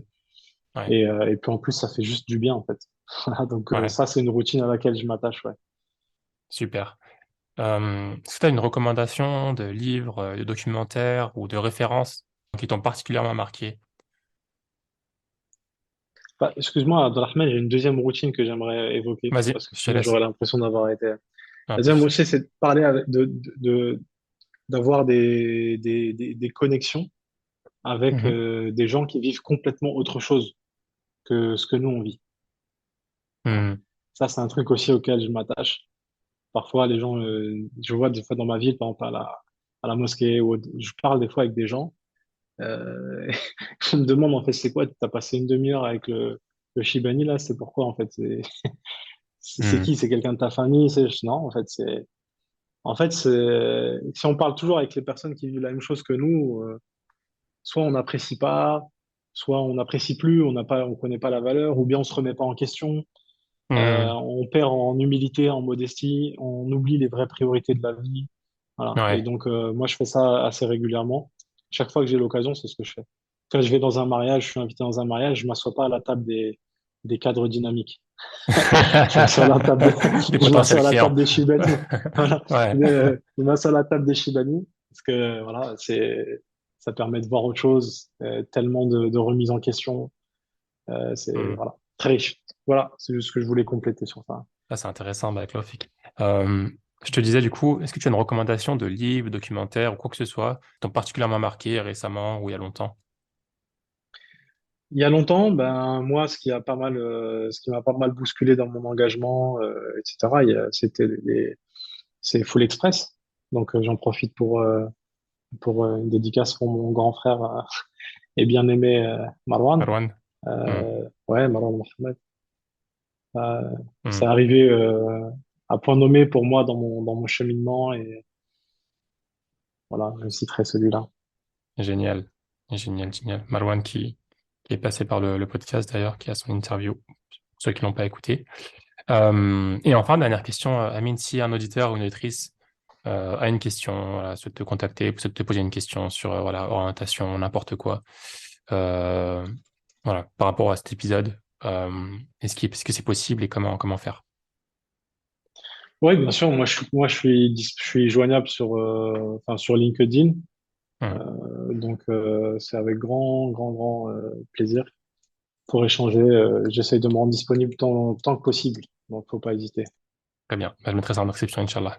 En tout cas, Amine, je te remercie beaucoup. C'est un sujet voilà, qui, chez les expats, qui revient souvent et qui n'est pas bien traité. Je trouve il n'y a pas suffisamment de contenu par rapport à ça et j'espère qu'à travers cet épisode, ça va un petit peu voilà, aider les personnes qui sont à la recherche de solutions ou voilà, de trajectoires, de questionnements, de réponses, un début de réponse en tout cas par rapport à cette problématique-là. Je te remercie aussi par le travail que tu fais, toi, Yanas, et toute l'équipe chez 570 Easy et ConnexCap. C'est un travail, les gens ne se rendent pas compte, qui est incroyable. Il n'y a pas beaucoup de solutions en France. Très peu de solutions, c'est très difficile, c'est un contexte difficile. Ils font un travail monstre. Voilà, euh, ils sont souvent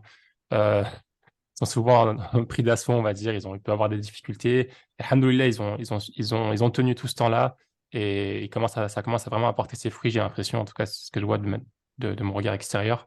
Et je suis très content pour vous. J'espère que Dieu va mettre sa baraka. Et faites-leur des doigts parce que les services qu'ils proposent sont bénéfiques pour toute la Oumma. Amen. Barakallahu fik, Abdelrahman. Ça me touche beaucoup. Je te remercie. Je Allah te te remercie. récompense. Amine, de toute façon, on a l'habitude, hein, on reste en contact. Yes. J'espère te revoir très bientôt. Je te remercie. Je te souhaite un grand salam et je te dis à très vite, Inch'Allah. Salam alaikum. Barakallahu fik. Hafidhakallah, Abdelrahman. Salam. Si cet épisode t'a plu, je te propose de le partager à 3 personnes de ton entourage, à noter le podcast 5 étoiles sur Apple Podcast et à invoquer Dieu pour qu'Allah mette la baraka dans cette initiative. À bientôt, Inch'Allah. Salam alaikum.